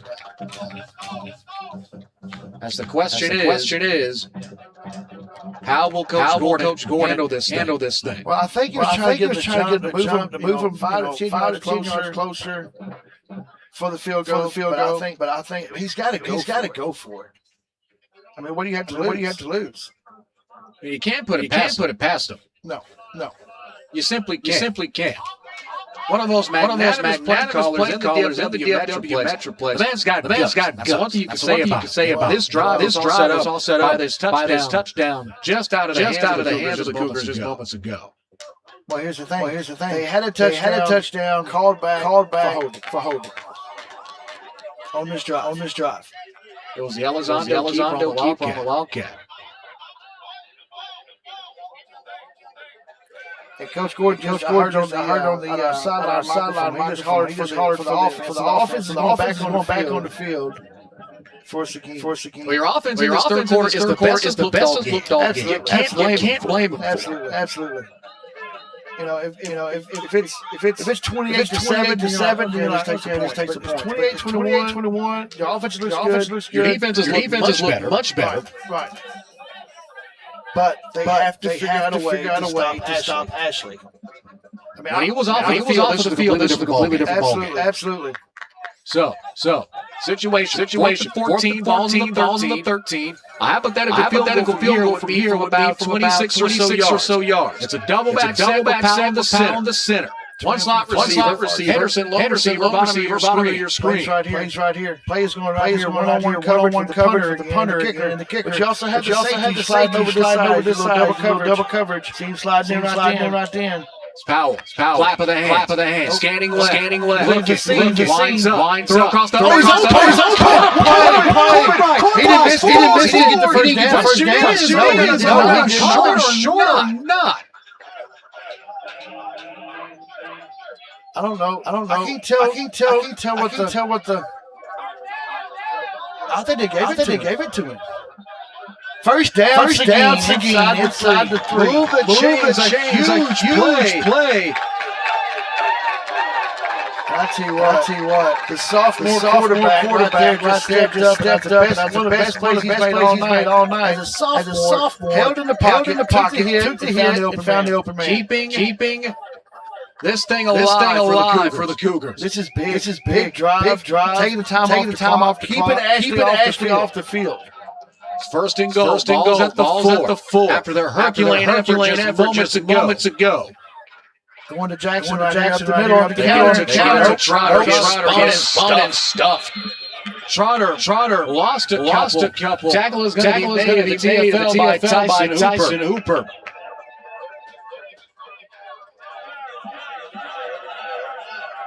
So with that, big second and goal. You have to think in the back of your mind, if you're Terrell, when do they go for the deep ball? Because you have to know it's coming. Yes. Seguin has too much size in the receiving corps not to at least try to take some kind of a shot. And Trotter is cramping on the sideline. Once again, his second time coming off of the field. Jackson's in now. Remember, Jackson had the counter earlier. They called back. It was the pass. He's open. Corner complete. Pass was intended for the long receiver. Earlier we just mentioned. So now third down.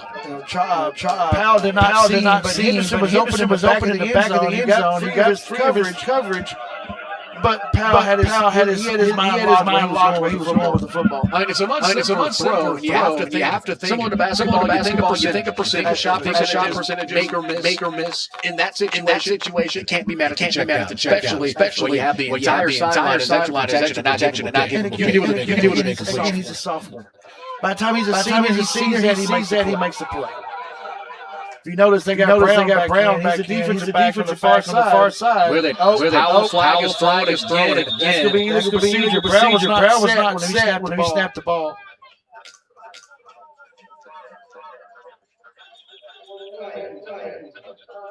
Oh, he called it. Seguin gets the timeout off. Keep it here. He's got two timeouts in his back pocket the rest of the way.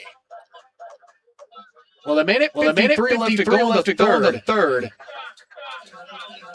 Question is, where do the Cougars go from here? You've already had a deep shot to Henderson earlier. Do you try to go in the well again?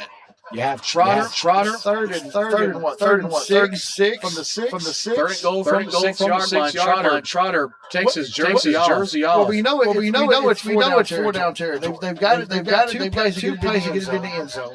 Do you take a shot in the end zone with the pass, or you have Jackson back in the game, 25 back in the game for Seguin?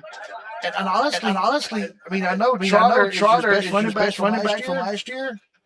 But Terrell has shut him down. They've not shut down Jackson. Not to mention the Heat shut him down just as well. Absolutely. It's currently on the sideline getting treated by medical staff right below us here in the press box. Next week, the Cougars will be on the road to take on the Lancaster. After that, on September 10th, they'll be back here on Glassman Field. Take on the Rangers and Terrell. Next two matches for Terrell at home. Against the Eagles of Argyle. And after that, I guess you can say straight rival. On the road in Crandall. All four of those games kicking off 7 o'clock. 7 o'clock. That Argyle is going to be a good game this week, Terrell. So after the flag, Here we it's go. a jet sweep. Toss. Jukes once, jukes twice, but eventually get a flag. It's going to be high, so right around the 7-yard line. It's going to be a holding against Seguin on the wide receiver on the far side. Good spell, bad news. Well, it could also work in Seguin's favor. If they accept the penalty, back them up, they got more room to throw the football. But I think Terrell's going to decline. I would. They make it fourth down and fourth and go from the 5. He did. He declined it. Penalty charged against Seguin. Just off of the official. Penalty gets declined. No gain on the play. Fourth and go from the 6. Goes Joe Gordon. Giving Powell one final word. Giving him his marching orders before he heads to the huddle. Jared, this could be the ball game. I know it's third quarter, but this could be the game. If they don't score here. Trotter, still on the bench. Henderson, the receiver, top of your screen. Brown, one-on-one coverage. Gives the go ahead signal. Jackson to the backfield. Powell. He's got Brown. Got to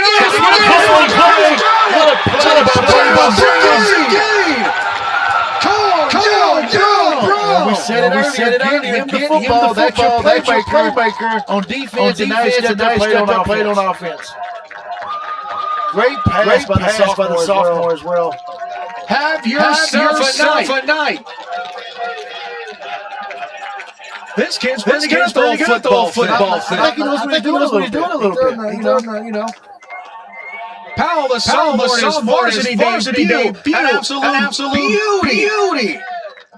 Right of the back of the end zone. Well, he knew he had some shoes to fill. He's like, okay, I'm gonna fill him, no problem. He did it. That's a great back shoulder pass. Well, only Brown could catch it. They're going to that. They shift once more. Two-point conversion again, Jerry. Come back and hold him. Direct snap. Five, and he gets knocked down. Stuffing up at the line of scrimmage and back is Jonathan Emery. Could come back to home. However, at least for now, Seguin, fair to say, they'll take this last drop. Capped off with a beautiful 6-yard bomb.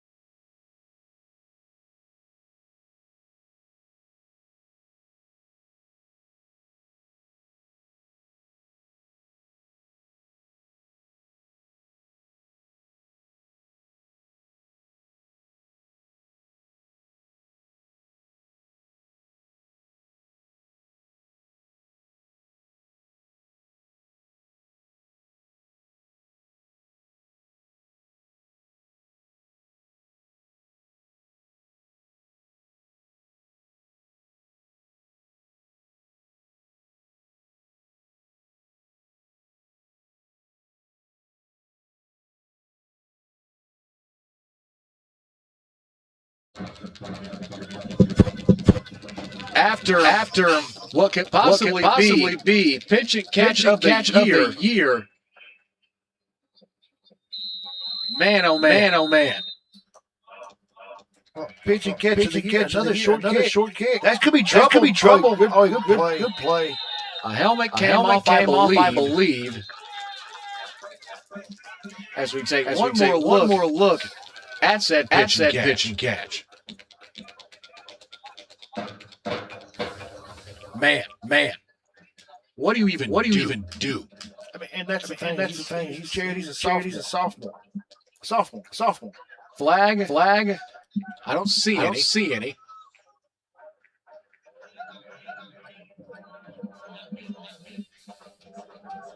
As the officials are. I don't know what we're doing. We have the headlines. We have a flag that was thrown on the close side 40. We have a headline talking to Coach Marvin Sedberry on the opposite sideline. I think it was offside against the kick. On the kick, wants to kick again. Referee's befuddled. He don't know what the heck's going on. I don't know, but I hardly do anyway. 116, third. Would have been a very third quarter. Both quarterbacks, both receiving cores, both back cores have been absolutely blast to watch. Well, here's the thing, first half, run. Second half, they've come out throwing the football. Offside's been charged against Seguin. I don't think they're going to kick this thing again. They're not. Terrell will just take over. And go to work. First and 10. Juju actions in the game. As they stand and look over to the sideline to get the final play call. It's Coach Sedberry. Riding directly across from us. Giving his marching orders. Hall hands it off. Gonna beat a Baker. Spins and alligator rolls for a couple extra yards to boot. Gain of around 11. They'll stop the clock. Leaves momentarily to move the chains. Ashley is coming to the game. Ashley has had noticeable limp. He's limping a little bit coming into the game. That's something to watch. But again, the drive early when they scored, they used it for half the time as a decoy. Could they do it again? Similar formation. Receiver wide and it's super. They hand it to Ashley. Breaks to the outside. He's got a lane. He's got space to the left side. Dressel out to the 20. Forward to the 15. And a huge first down run to move the chains again. Well, maybe that ankle's not as messed up as I thought it was. Now there's a Cougar that looks slow to get up. Eventually does. They have to get back to the line of scrimmage. Terrell is no time. 46 seconds and counting. Same formation again. They fake it to Baker. Baker gets wrestled down just near the 5.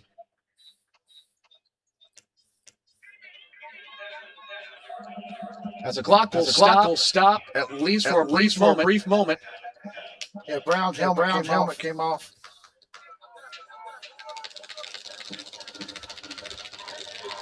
As you look at that Ashley run, haven't seen this in a while.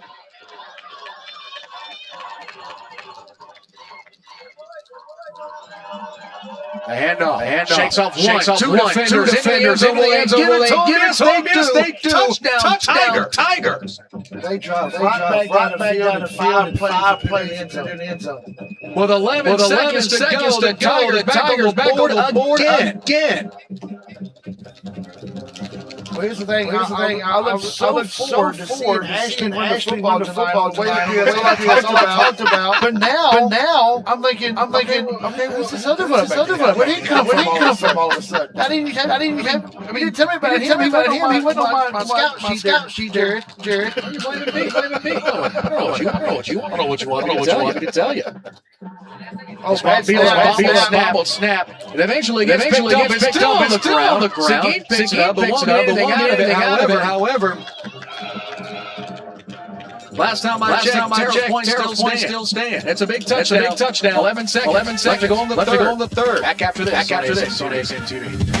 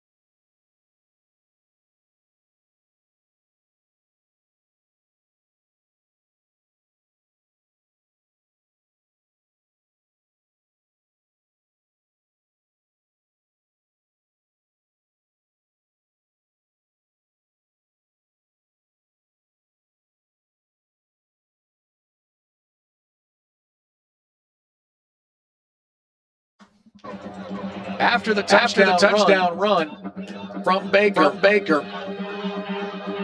Puts the Tigers and Terrell back on top. Funnily enough, as the kickoff is a short kick. Go directly out of bounds. Kick. Flag will come out, of course. Coach is telling him to kick it again. So here's the thing. Yeah, Terrell went right back down the field, put it in zone, make it 34, 27, but they missed the extra point. So Seguin is still 7 down. Extra points in this game back to home teams. Of course, this being the first high school broadcast of year 5 of the Network. This is our overall year covering high school football as a whole. Back-to-back, two-back years. And high school season started in Seguin, or in Arlington, Texas, that is. And I was this for the ASN Index. Both college and high school home teams have a 56% all-time winning percentage in ASN games. So this is also the first time Jared has played Kaufman County. Pretty packed. I would say pretty packed in terms of the schools department. This one's a much better kick. Turning around the 15, turn of the corner, at the 30, 35, still marching towards the 40, eventually gets there. Six of those yards, just in the pile alone, as a bit of a scuffle taking place at the 45. But no flags. It'll be first and 10 at the 40-yard line. All right, let's see what the sophomore does on this job. Again, he showed so cool and collective in the pocket as a sophomore. It's astounding. So it was 11 seconds left in the third quarter. The question is, how gutsy will this play called be? Man, it goes in motion. Powell Anderson, Jackson about 5 or 6 yards behind it. 10 seconds to get rid of it. Powell, hand out to Jackson. Jackson gets clothesline. No flag. The face mask from here. You heard the Seguin sideline and everyone in between cowering for it. Well, they won't get it. That's how we head to the fourth. Only 12 more minutes of what has been an absolute blast of a season opener. 34, 27. Terrell up, heading into the break. Final 12 coming up after this.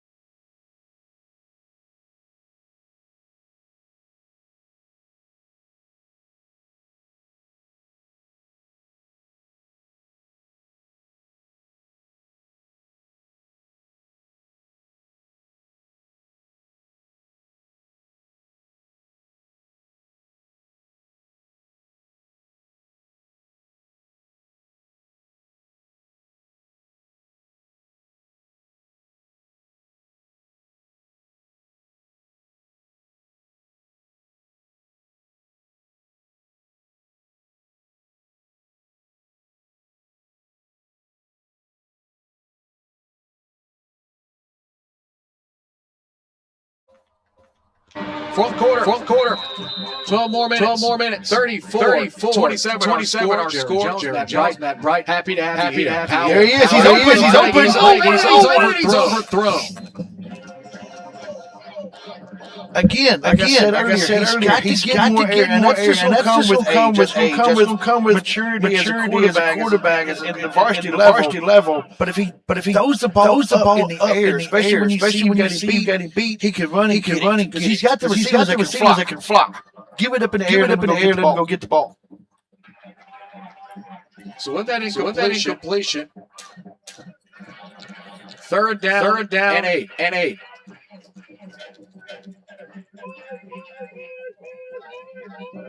A huge third down. Seguin deep. Their own territory. Snaps from the ground. Throws. Got caught from Henderson's midfield gets run down. Gotta move the chains exactly what the doctor ordered. Cam Henderson, pitch. That was his third option. He looked to the near side first. Then he went to the middle, and he was on the outside. That was a great job by the sophomore. He could throw the deep ball. He's got the receivers to do it, but he's got to get some air underneath the football. And he will. Coach Gordon working into you probably before next week. Henderson was pretty much in no man's land. Yeah, there was no three defensive really didn't wide up. So Fred set it down. Terrell's that wildcat again. Maybe Elizondo. Oh, great! We got to get out of it. How in the world did he get free? I don't know. He bounced off his own offensive lineman and kept going. Take another look. That big number 7 catching cramps looks like for Seguin. And it looks like inadvertently he was pretty much caught and moved through by Tena. Tena didn't notice that Elizondo was there. He turned, pushed him. They say the offensive line was protect whoever it is. It works. As Jackson takes the handoff. Terrell almost immediately. Flag is thrown post snap. That's going to be on number 18 for Seguin. Well, the question is, how will the referees call this? Because it's been pretty much back almost all game long. An injury timeout as well.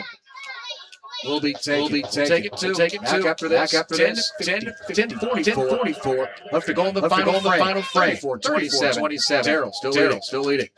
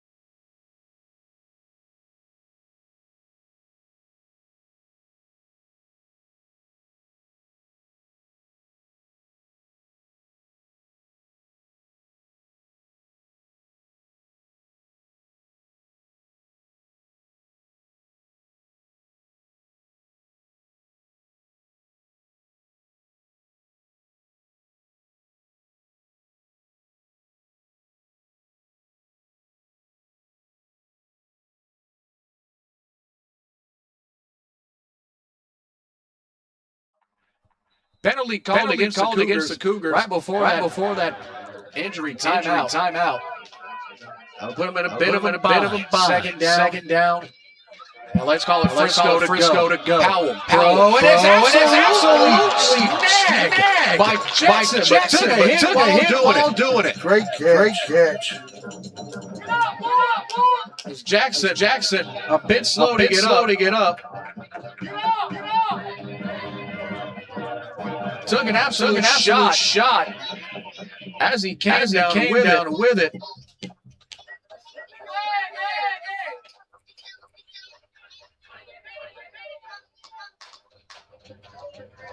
As he gets treated too slow to get up. Yeah, he got the wind knocked out of him. I mean, it's a perfect legal hit.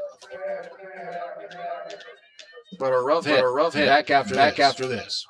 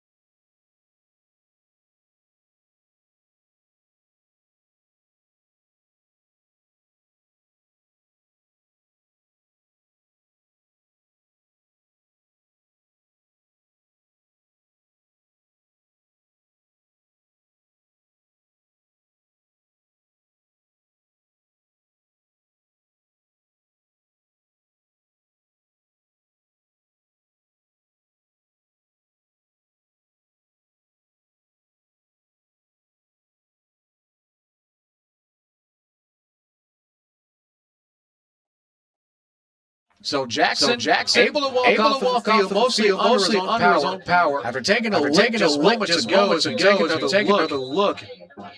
And arguably importantly, a roughing the passer penalty. Yeah, that's big. Yeah, that gets him inside the 30. First down. So Wildcat again. The keeper almost on the ground and absolutely crushed. Not by Jaden Jackson Jr. with a huge tackle. They say he lost yardage. Loss of yardage for Lozano. Make it second and long.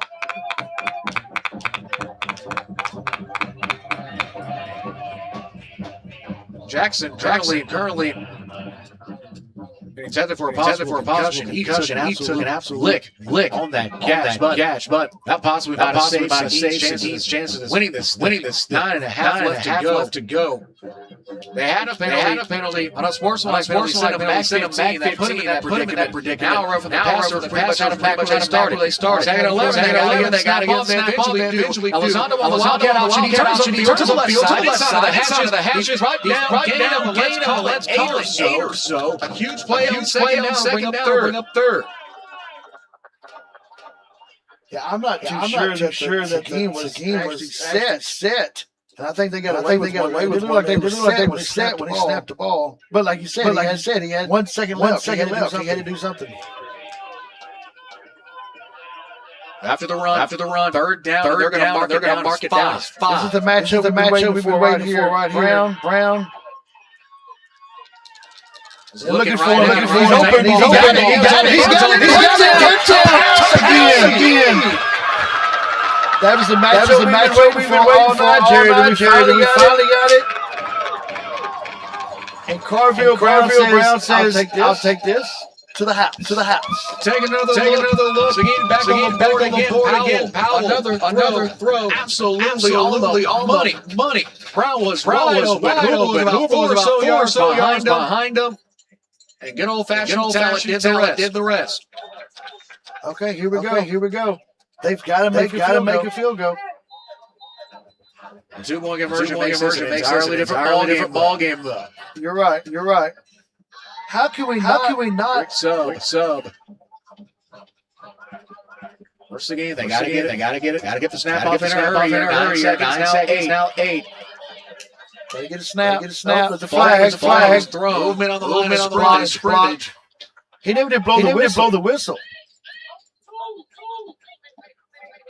They never blew the whistle. I don't know.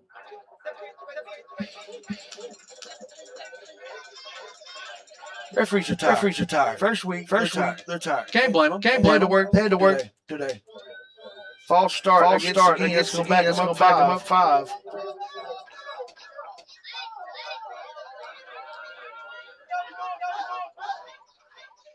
So that'll march the Cougars back and arguably give them just a little bit more room to work.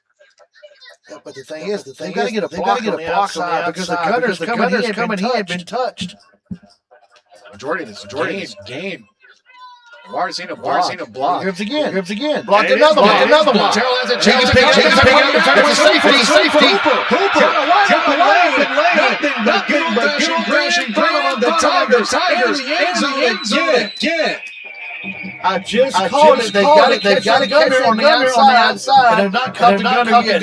He has blocked two field goals, and this one resulted in the safety for Terrell.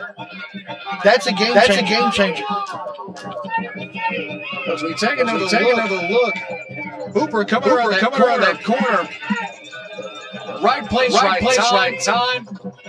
Ball simply falls into his hands.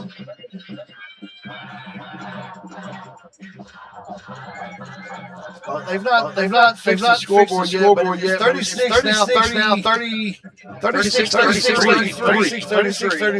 8:40 left to play here in Arlington. Man, this is a very major swing. It's a field goal game. Absolutely. And here's the thing. We've noticed back-to-back drives. Seguin doesn't have a field goal. They have to put it in the end zone.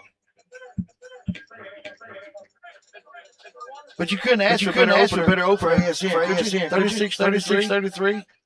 Well, forget we have the 89-yard touchdown. The opening kick that got returned by Ashley. Going out. Seemed to have some sort of sickness. Was sidelined for the majority of the first and the entirety of the second. Had a couple of plays, had a touchdown rush that got called back. Ended up getting another way later in the second. And now on this point, Ashley still a big factor, but nowhere near as much as anyone would think he would be. No. And what about the sophomore quarterback for Seguin? He's playing like a senior. He's trying to lead his team. And I don't know what's going on. Oh, Seguin's thinking they're going the same direction. Hey, everybody's first game. Everybody's first game. Case and how that sophomore that you just mentioned has been stellar. As we briefly tapped on the top of the broadcast, heavy shows to fill. With the graduation of Chevy Andrews, an electrifying quarterback in his own right. Powell in this one, I think it's fair to say. I think he can get the job done. The whistle gets given. Set. Take off once again. It's a line drive. Not a lot of distance. Takes a great bounce. Taking a return. Right around the 4-yard line. Wanting to get out of the 20 of the Tigers. So it'll be first and 10 for Terrell. Deep in their own territory. Return man is Bryant. Again, the Iranian newcomer of the year. He's been relatively quiet too. He has. But when you got Juju over there, what do you expect? Well, he's been out of this for the most part. I think it's fair to say that hasn't been big of a factor, especially compared to how Seguin responded. Well, you're right. In the third quarter, though, Jared, if you notice, in the third quarter, when they put him into running back, they used him as a decoy. And then when they finally got him the ball, he went untouched in the end zone. Ashley back out there again. Long receiver, bottom of your screen. It's Carlos Turner. He has a target just off of the bottom left corner. He's got a target as well as a reception. It's all under center. Double back. Triple option again. Hand it off. Downhill. Ashley with a lane. Ashley with a burst. Gets rattled at the 40, but a flag is thrown. I didn't see it.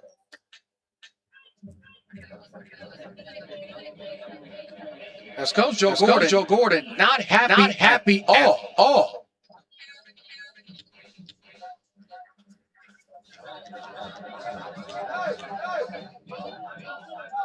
Did he call a face mask? Not 100% sure. Oh, holding against Terrell. Holding against Hernandez Jr. Taking a look to see where they're calling this thing.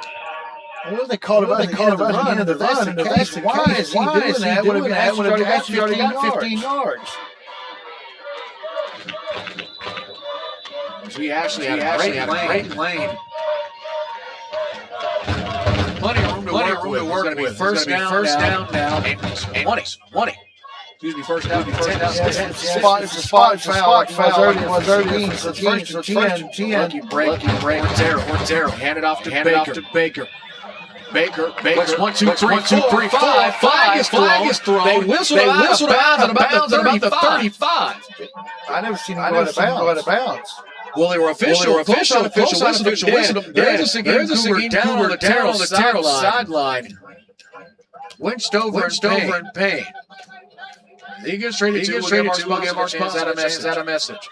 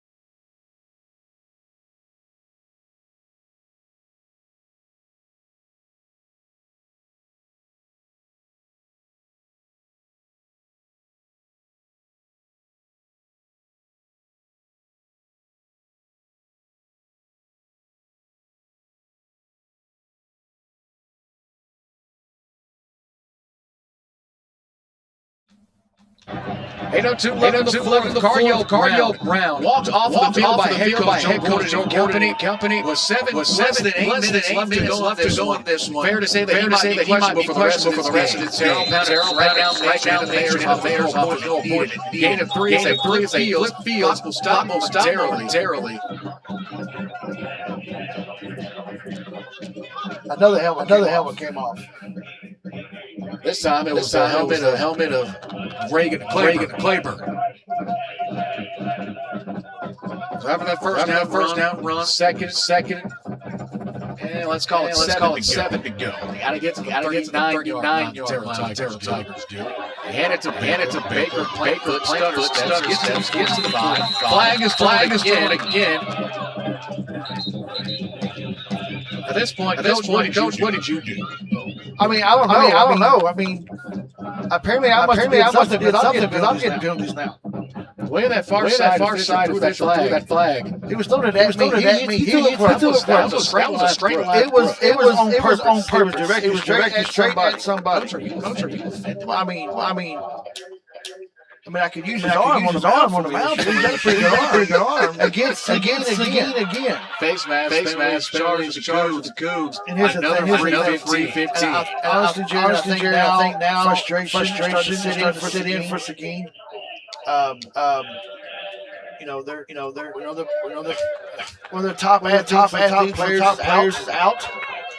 Not to mention, Trotter hasn't been on the field while he's been in and out of this contest too. And Jackson is out. So he's out. So now you're relying on your sophomore quarterback to do something. But you got to stop somebody. They haven't stopped nobody yet. Seguin's in the 6. Right up the lane, spinning through. Another helmet comes off. Hooper has once again a helmet pops off. It's coming out with a tackle and through. Justice right. Now, how about this? The first time that's played in this stadium. The Colony took on Seguin Gillespie Field. Open on September 25th. Seguin ended up taking the 30 win. 13 helmets came off for Seguin, and they were in these exact jerseys.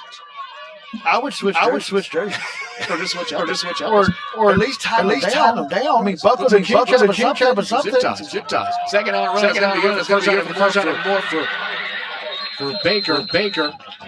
No helmet coming up that time. Thankfully. However, clock momentarily sticks. It don't matter if Terrell gets straight to the line in the end zone. At least that's the plan. Back under center is Hall. Hall, handoff. Oh, he's throwing a flag. Offsides. Because 27 came from the bench because they had a kid come out for Seguin, and nobody filled in for him. So he's calling offsides against Seguin. Field judge talking official as we wait the official decision. I think the field judge fell left down. He's the only one that's not thrown the flag yet. So that's why he called a holding. No, it was an illegal procedure penalty charged against Seguin. So that'll make it second down. And go. Mark it full. And it running back. It's going to be Soto this time. Also checking out straight. Now the wide out spot. Wide out is Turner. Yeah, he didn't even stop. He just kept on running to the sidelines. Hooper takes the hand. Bounces through one. Two. Looking for three. Did he get there? They don't think so. Another helmet came off. So we have a helmet that came off. A tiger that looked like he might have been slow to get up. So it's third and goal. After the gain of three, it's about the 1 1/4 yard line. Let's go. Now the last time Terrell was here on this end zone, there was a fumble, and the whole momentum changed. Couple of fumbles. So he possibly took the tush push. No. Not needed. Hooper, untouched. Touchdown. Tigers. A huge run, but still a lot of football left. The question is, could that be the kill shot they need? That may be the day. I don't know that Brown is in. Charter's in. I don't know that Jackson. Now you rely on your sophomore quarterback to score with 5.5 minutes left to go in the game. Down by two touchdowns now. By 10 at least. So he's got to put it in the end zone quickly. So we'll wait the point after attempt by Montbila. Oh, it's right off the post. It's no good. So with that, it's only a 9-point game. With a chance to push the lead to double. Tigers unable to convert. 5:34 left to go in the fourth.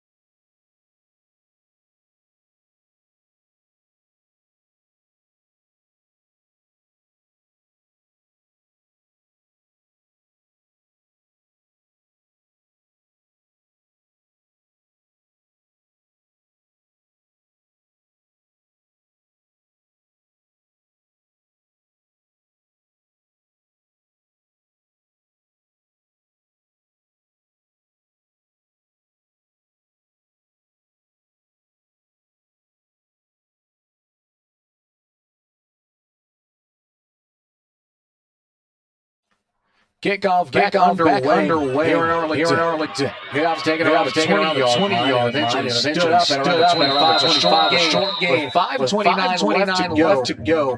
If you're Terrell, this is arguably your biggest defensive drive. Multiple penalties on the front of the Cougars. And almost everything else in between. We had fumbles, had interceptions. Miraculous touchdown throws, but this play arguably Jackson. No Jackson at all. No Brown. No Trotter. Brown is right here. His pads off. Jackson's over here with his pads off. It's Powell who hands it off. Downhill run once again. Short game. Maybe of about three. Let's call it 3. New running back in. It's Kevin Hobson. Listed as a receiver. Getting some touches in the backfield. Well, Jared, I don't know if they have a running back. When you got Trotter out, Jackson out. So they ended up giving them 4. Second and six. A light stop of the foot. Clap of the hand for Powell. Looking deep. There's across the middle. Complete. No flag thrown. Wow. A massive play. Great defense. He closed in a hurry. Henderson had a bit of a step on him. You know, I was just going to say they don't have Johnson. They don't have Jackson. They don't have Trotter. They don't have Brown. They still have Henderson. Baez had the tall task, no pun intended, covering Henderson majority of this game. And a huge stop. Makes it third down and 6. Powell throw to the outside. It's in for Henderson, but it's just out of his hands. Was there again. Just a bit too high. That brings a quick fourth down. Ready for the Cougars. Are they going to punt? I don't know. An entire personnel change coming up. Pretty much a fresh 10. Even Powell's stepping onto the field. Like maybe to do the honors. Banks. So are they hoping that the defense will shut down Terrell? I mean, at this point, in terms of injuries and personnel, is one of your most arguably your more consistent unit. Different punter. Number 9 is punting now. Elizondo. Solid. Plenty Nobody back deep for Terrell. Not at all. It takes a keep bounce. They got it down, and they eventually do. Harris falls on the 41-yard line. So with first and 10. To break things down. 4 minutes, 29 seconds left. Terrell with all three of their timeouts in hand. Seguin only with one. Jared, I'm pretty sure the next 4 minutes, you're going to see a high dosage of Baker and Ashley. Baker, Soto, and almost everyone on that roster. That's in a white and gray uniform. It's touched the ball in the backfield at some point. It's one of those where you just continuously toss bodies into the backfield and try to eat up yards. Both teams talking in their huddles. Here at Glassfield Field, the newest football stadium in the DFW Metro. Stadium construction was included in the district 2019 bond, of course. ASN after first game ever in the stadium. Dominant win and a good old-fashioned cat fight. Cougars taking down the Colony Cougars. Final score 68-30. September 25th. And around handoff with a lane. Nothing but green. Wide open. Baker. Fighting through somehow, some way. The Cougars able to hawk him down. But you have to think. If Terrell scores, this is a completely different conversation. Absolutely. That keen defense is tired. You look at him, the second wind, hands on the hips. They are tired. It's like Terrell's getting faster as the game goes along. Lockhart with the touchdown saving tackle. Now first and 10 again. Faking the handoff. It's Hall. The keeper. Racing for the pylon. Gets wrestled. Puts his head. And he's going to be short down at the one. That is a great effort by the quarterback Hall. As we watch him break to the outside. Fooled our camera operator. He was one on one. Just a yard short.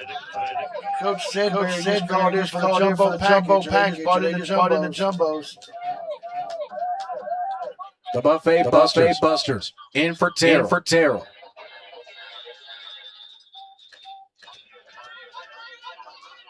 Second and goal from the 1 yard line. With Terrell push into the end zone. Tigers. As the lead grows.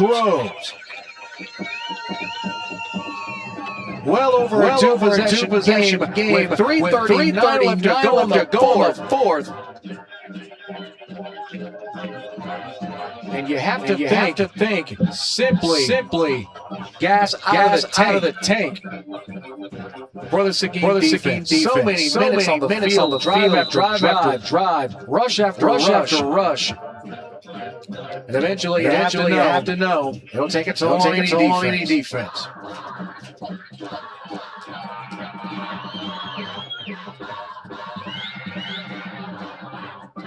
Clean snap, clean hold, kick up, through, and true. With 3:39 left to go in the fourth, possibly the dagger.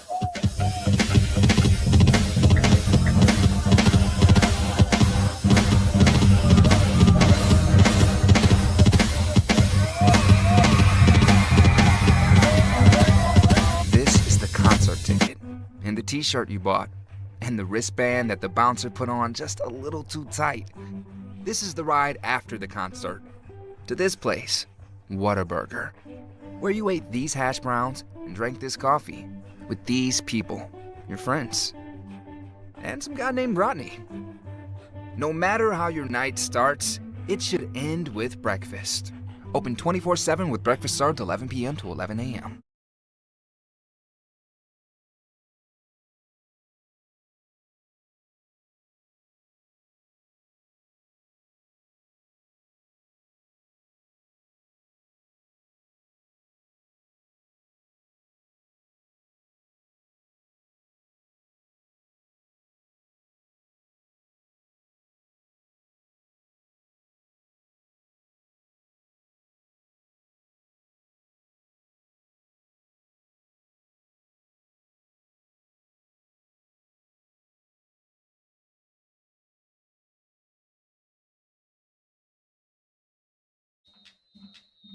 So after the touchdown,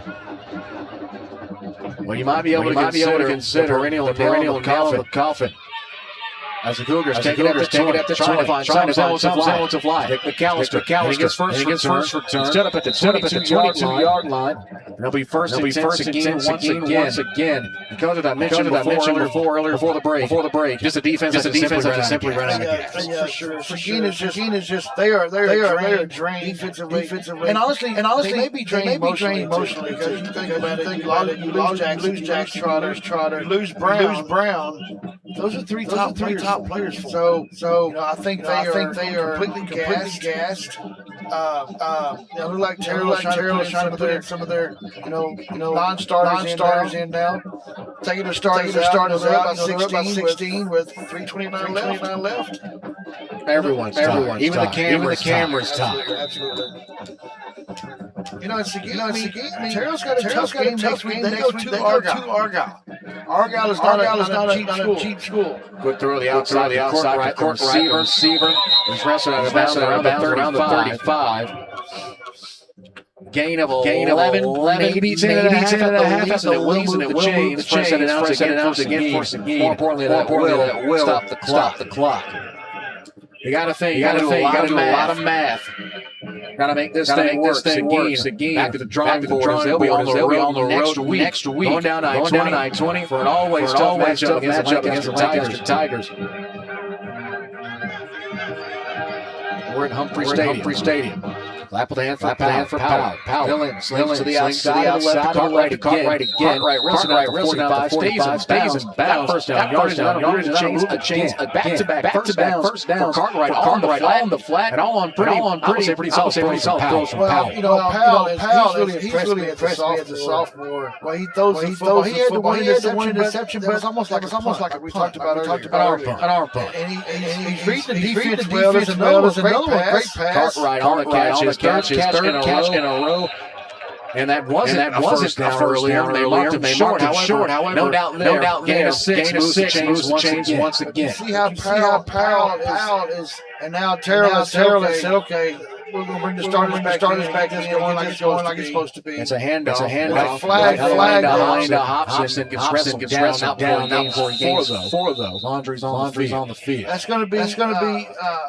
Terrell didn't get number 66 off the field quick enough before the snap of the ball. Eagles substitution charged to the Tigers. So that won't move them up. It'll remain first down. It's a much needed extra yardage.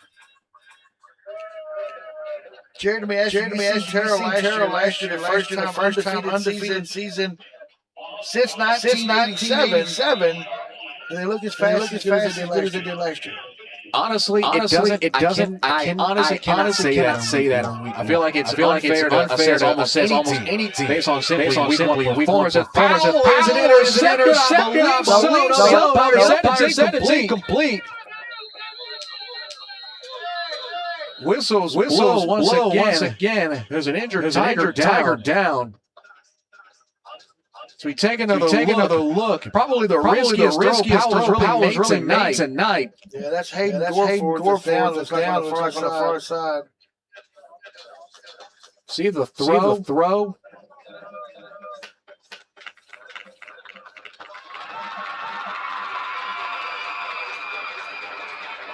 You can get the most accurate look. See Powell, traffic. Moves his receiver field. It hit the turf. Right through his hands.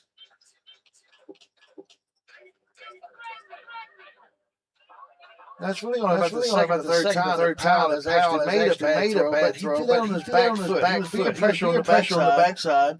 He threw it on his back foot. But you notice Terrell has started his game. They want to stop this drive. Last thing you want to do is give someone with the speed, athleticism, and the gusto of a coaching staff. You got to put him out whenever you can. Dial it down, second down. Scoreboard says third down. Everybody's tough. Everyone's just gassed. Powell drops back, got a man open. Too much out of the hands. And incomplete. Soto, the safety. Perfect opportunity to try to bring them, but thankfully, Powell putting too much on him might have been to his help. That's the one I was talking about earlier. That you put their air in the ball, you let Henderson go get it. That one is a good thing he threw a rope because he doesn't intercept it. Now third and short, very manageable third down. 4 out of wide for Seguin, notably in the slot is Henderson. It's a keeper. Elizondo stuffed in the backfield. He is sacked. Loss of 3 yards. That's a huge combined TFL. First one to get there. Brandon Ruff. As we have the final 2 minutes. Others full right around the corner. 49-33. Back after this.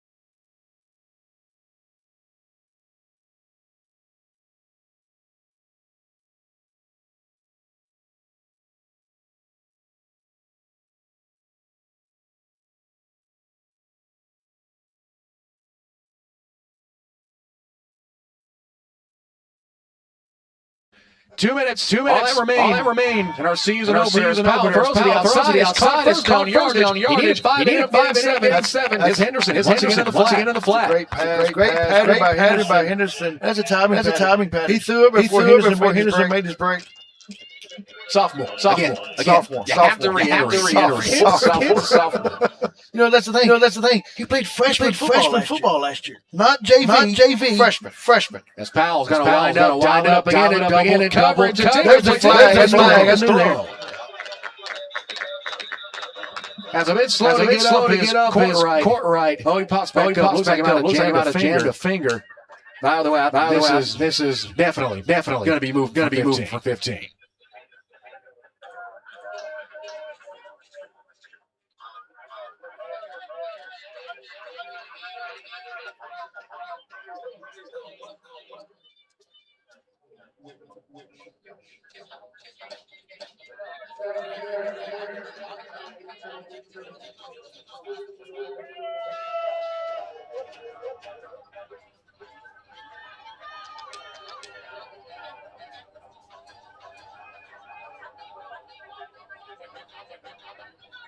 Of course, pass interference call a minute 34 left. So Will march forward, give him much easier to set it down. Minute 34 left in this Still got a chance to get some more points on the board. Again, they'll be on the road next week. The Tigers and Lancaster. That's another cat fight. And it'll be Tigers and Eagles. For Terrell. They'll be taking on the Argyle Eagles. Kickoff at 7 o'clock. Powell Powell still in. Shakes off one. Maybe has room to shake off two. It's a catch. Tackle. But an even better catch by Nick McAllister. That'll move the chains. Gain of about 16 to 15 yards. First down again. Sophomore. I'm looking at the Seguin coaches when I say this. Sophomore. This will for sure be a fun team to watch. Absolutely. Well, he's just a fun player to watch. The timeout is taken by Terrell. Coach Marvin said Barry Company will have two more. His first season at Terrell was the 2020 season. Former Ranger and name it Force, part of the Garland ISD. First career undefeated season with that previously Terrell team. And most of it, at least the most important parts on the offense side of the ball coming back. Or what they hope is the break all season. Well, even with the real alignment, so many teams are stuck in wonky situations in terms of their district matchups in the playoffs. It's rough. Last year they ran it at South Oak Cliff. I mean, if you look in the East Texas and Dallas Bears, a team like Tyler has playoff aspirations. They're going to be matched up with that DeSoto district. Yes, and that's Tallahassee won last night, pretty big. But would you get to that district with DeSoto? First round, yes. When you get to the district with DeSoto, all bets are off. I'm sorry. I mean, I'm flipping a coin, staying home if I have to. I'm maybe trying to make that trip. I read about it in the paper. Well, a lot of teams now are flipping. And even so, UIO's making every sport have that first round. Be a home game. Throw it up for Anderson. 50-50 snag. It's a one-handed grab, but it's a flag throw. In the end zone. Yeah, the question is, it's Terrell. Did they say that was a catchable? I mean, he got a pretty good mid on that. Well, Henderson 6'5" to jump out stadium. Anything thrown to him, got to catch it. You almost said jump out. I did almost say. I'm used to doing basketball. First year doing football. We gotta get you out of the house. Well, I'm glad. Plus, I got to sit here beside me. I don't mind getting out of the house. Minute 14. Pass interference. Half the distance. Chop off half. Put him at the 2. Elizondo, into the Wildcat, QB, turns the corner, touchdown, Cougars. All right, things get interesting. Still got time. Terrell's got 2. It's minute 8 left. There's a Seguin Cougar down in the middle of the field. We'll have the PAT and more right after this. As we give our sponsors a chance at a message.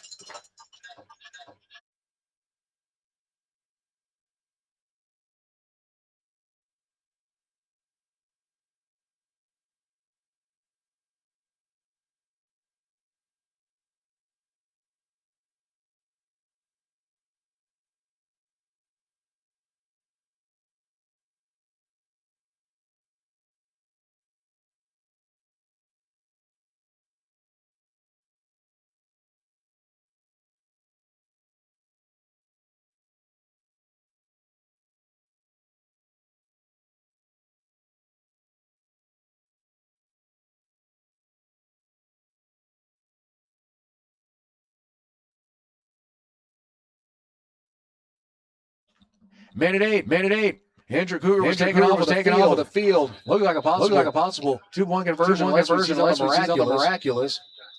Do we count a timeout as miraculous?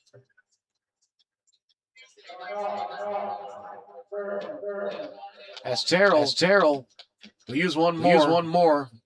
Both teams out with a timeout apiece. You can't take it with you. You might as well use them. I'm sure there's a way. And this economy helping up. So. If you had to value a timeout, put a dollar amount of a timeout. I'd say maybe $50. $50. Well, it depends on the situation. It depends on who's at quarterback. We talking about college, high school, junior. Just in general, your coaching. How much would you pay for? I feel like it is an asset that appreciates depending on situation. If I'm coaching football and I'm down by two, And I need a timeout in order to set my kicker up to win the game. With Aubrey. I'm calling timeout. $100. $100. At least $100. At least $100. Timeout is at least $100. It depends on. You gonna run it? Zondo's gonna keep it. He's 1, 2, 3. He's in. Wow. Oh, the flag down. They said he got through. We got a Terrell player rolling the field. Shook up pretty bad. Now the question is, did he really get in? We pretty much have the picture perfect angle for it. Well, there's no instant replay in high school football. We got it here in the booth. So we see initial contact was made by Jack Walls, frame by frame. He's in. Oh boy. Ball is initially down here. Is that good enough? What do they say? Conclusive evidence.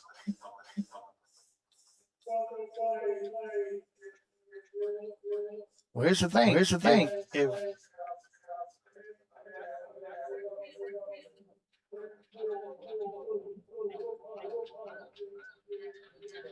he eventually rolls that we can say. Even after the flag, the touchdown will still stand. I'm not 100% sure, Coach. That's a tough call to make. Well, here's the thing. Is that they're going to keep the 2-point conversion. They're going to say it's good, but I thought I heard the referee say that a player from the blue was ejected.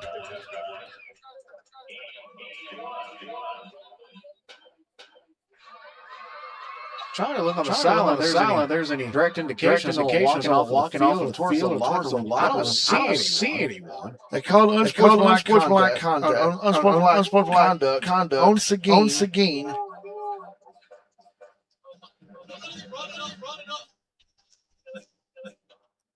I don't see anyone walking on or off the field. You know, I know that the coaches had somebody with them. Correct.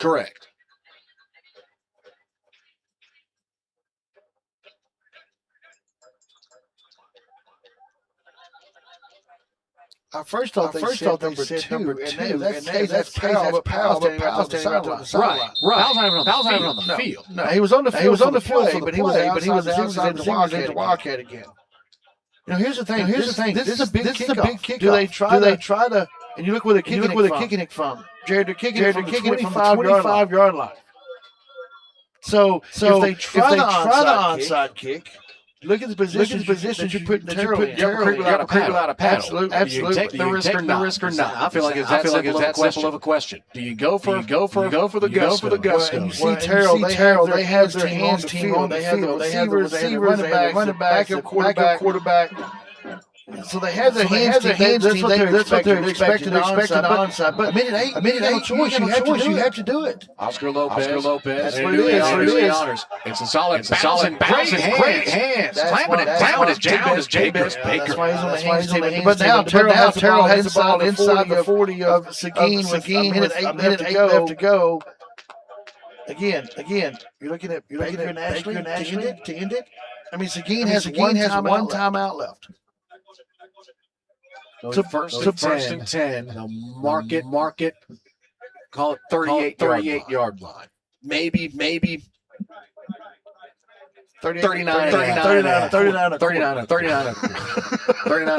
maybe an index card. Did you pull out the index card from NFL game? I thought it was a college game. Oh, it was a college game. It was Florida because Coach Spurrier. He was livid about it. Doesn't take much for Steve. No. Terrell and Victor formation will take a knee. And after what was an absolute bloodbath, the Tigers survive. But Jared, look right down here to your left. Those three players on the sidelines right now. That is what may have beat them not being able to play. So we see Trotter, Jackson, Brown. three huge pieces that were taken out of this game. You cannot take away from what the sophomore did. He didn't come out on victory. But guess what? He let everybody know in district, I'm here to play. So Hall takes that final knee. Coach takes the timeout. It looks like Seguin will talk things over.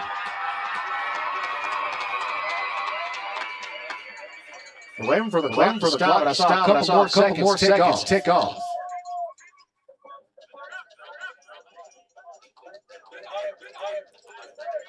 I think that's what Coach Gordon is discussing right now.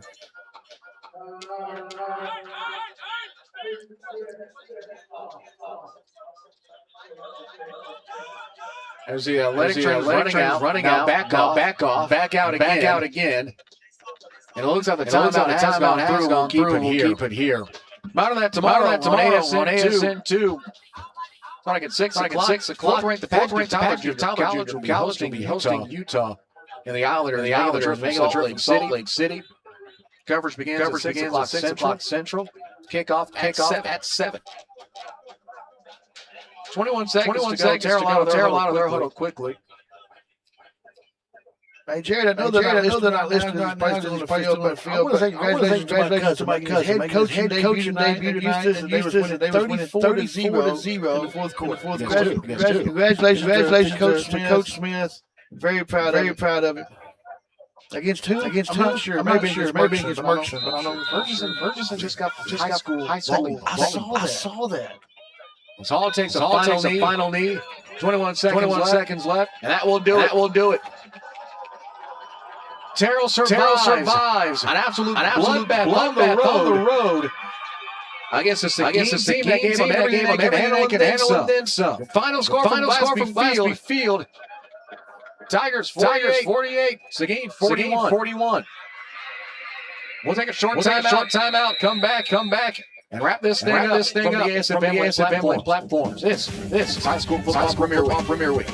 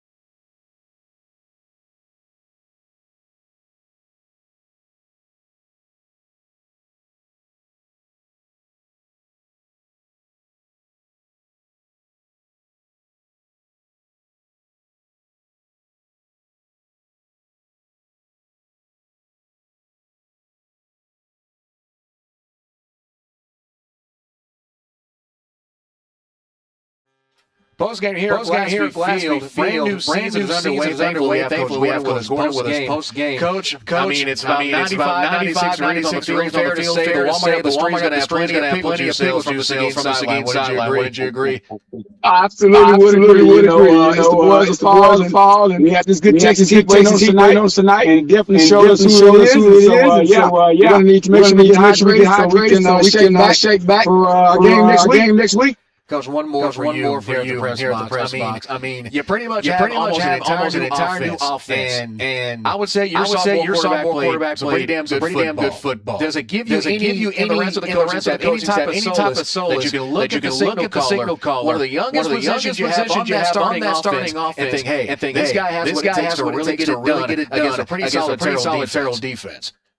Absolutely. I think there's no question. Casey Powell is our team quarterback, and he's doing a fantastic job outing really demonstrating the quarterback's needs in terms of leadership, and keeping his poise.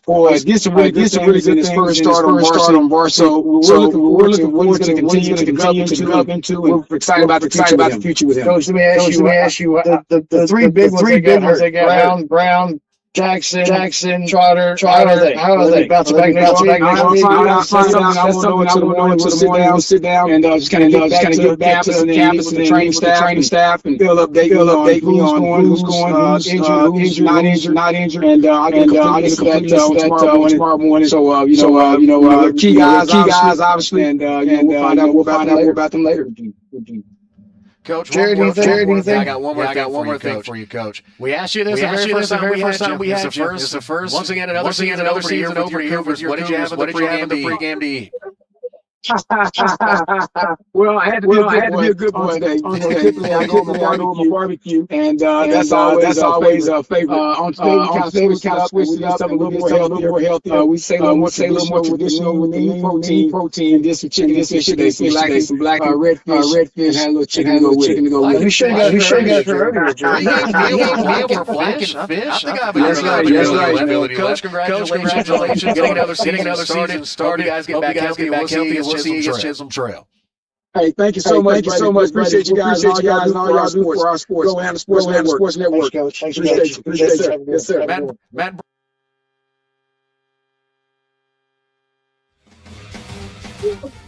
Fair to say, long season ahead for the Seguin Cougars and company. We'll be back in 2 weeks here at Glassfield Field.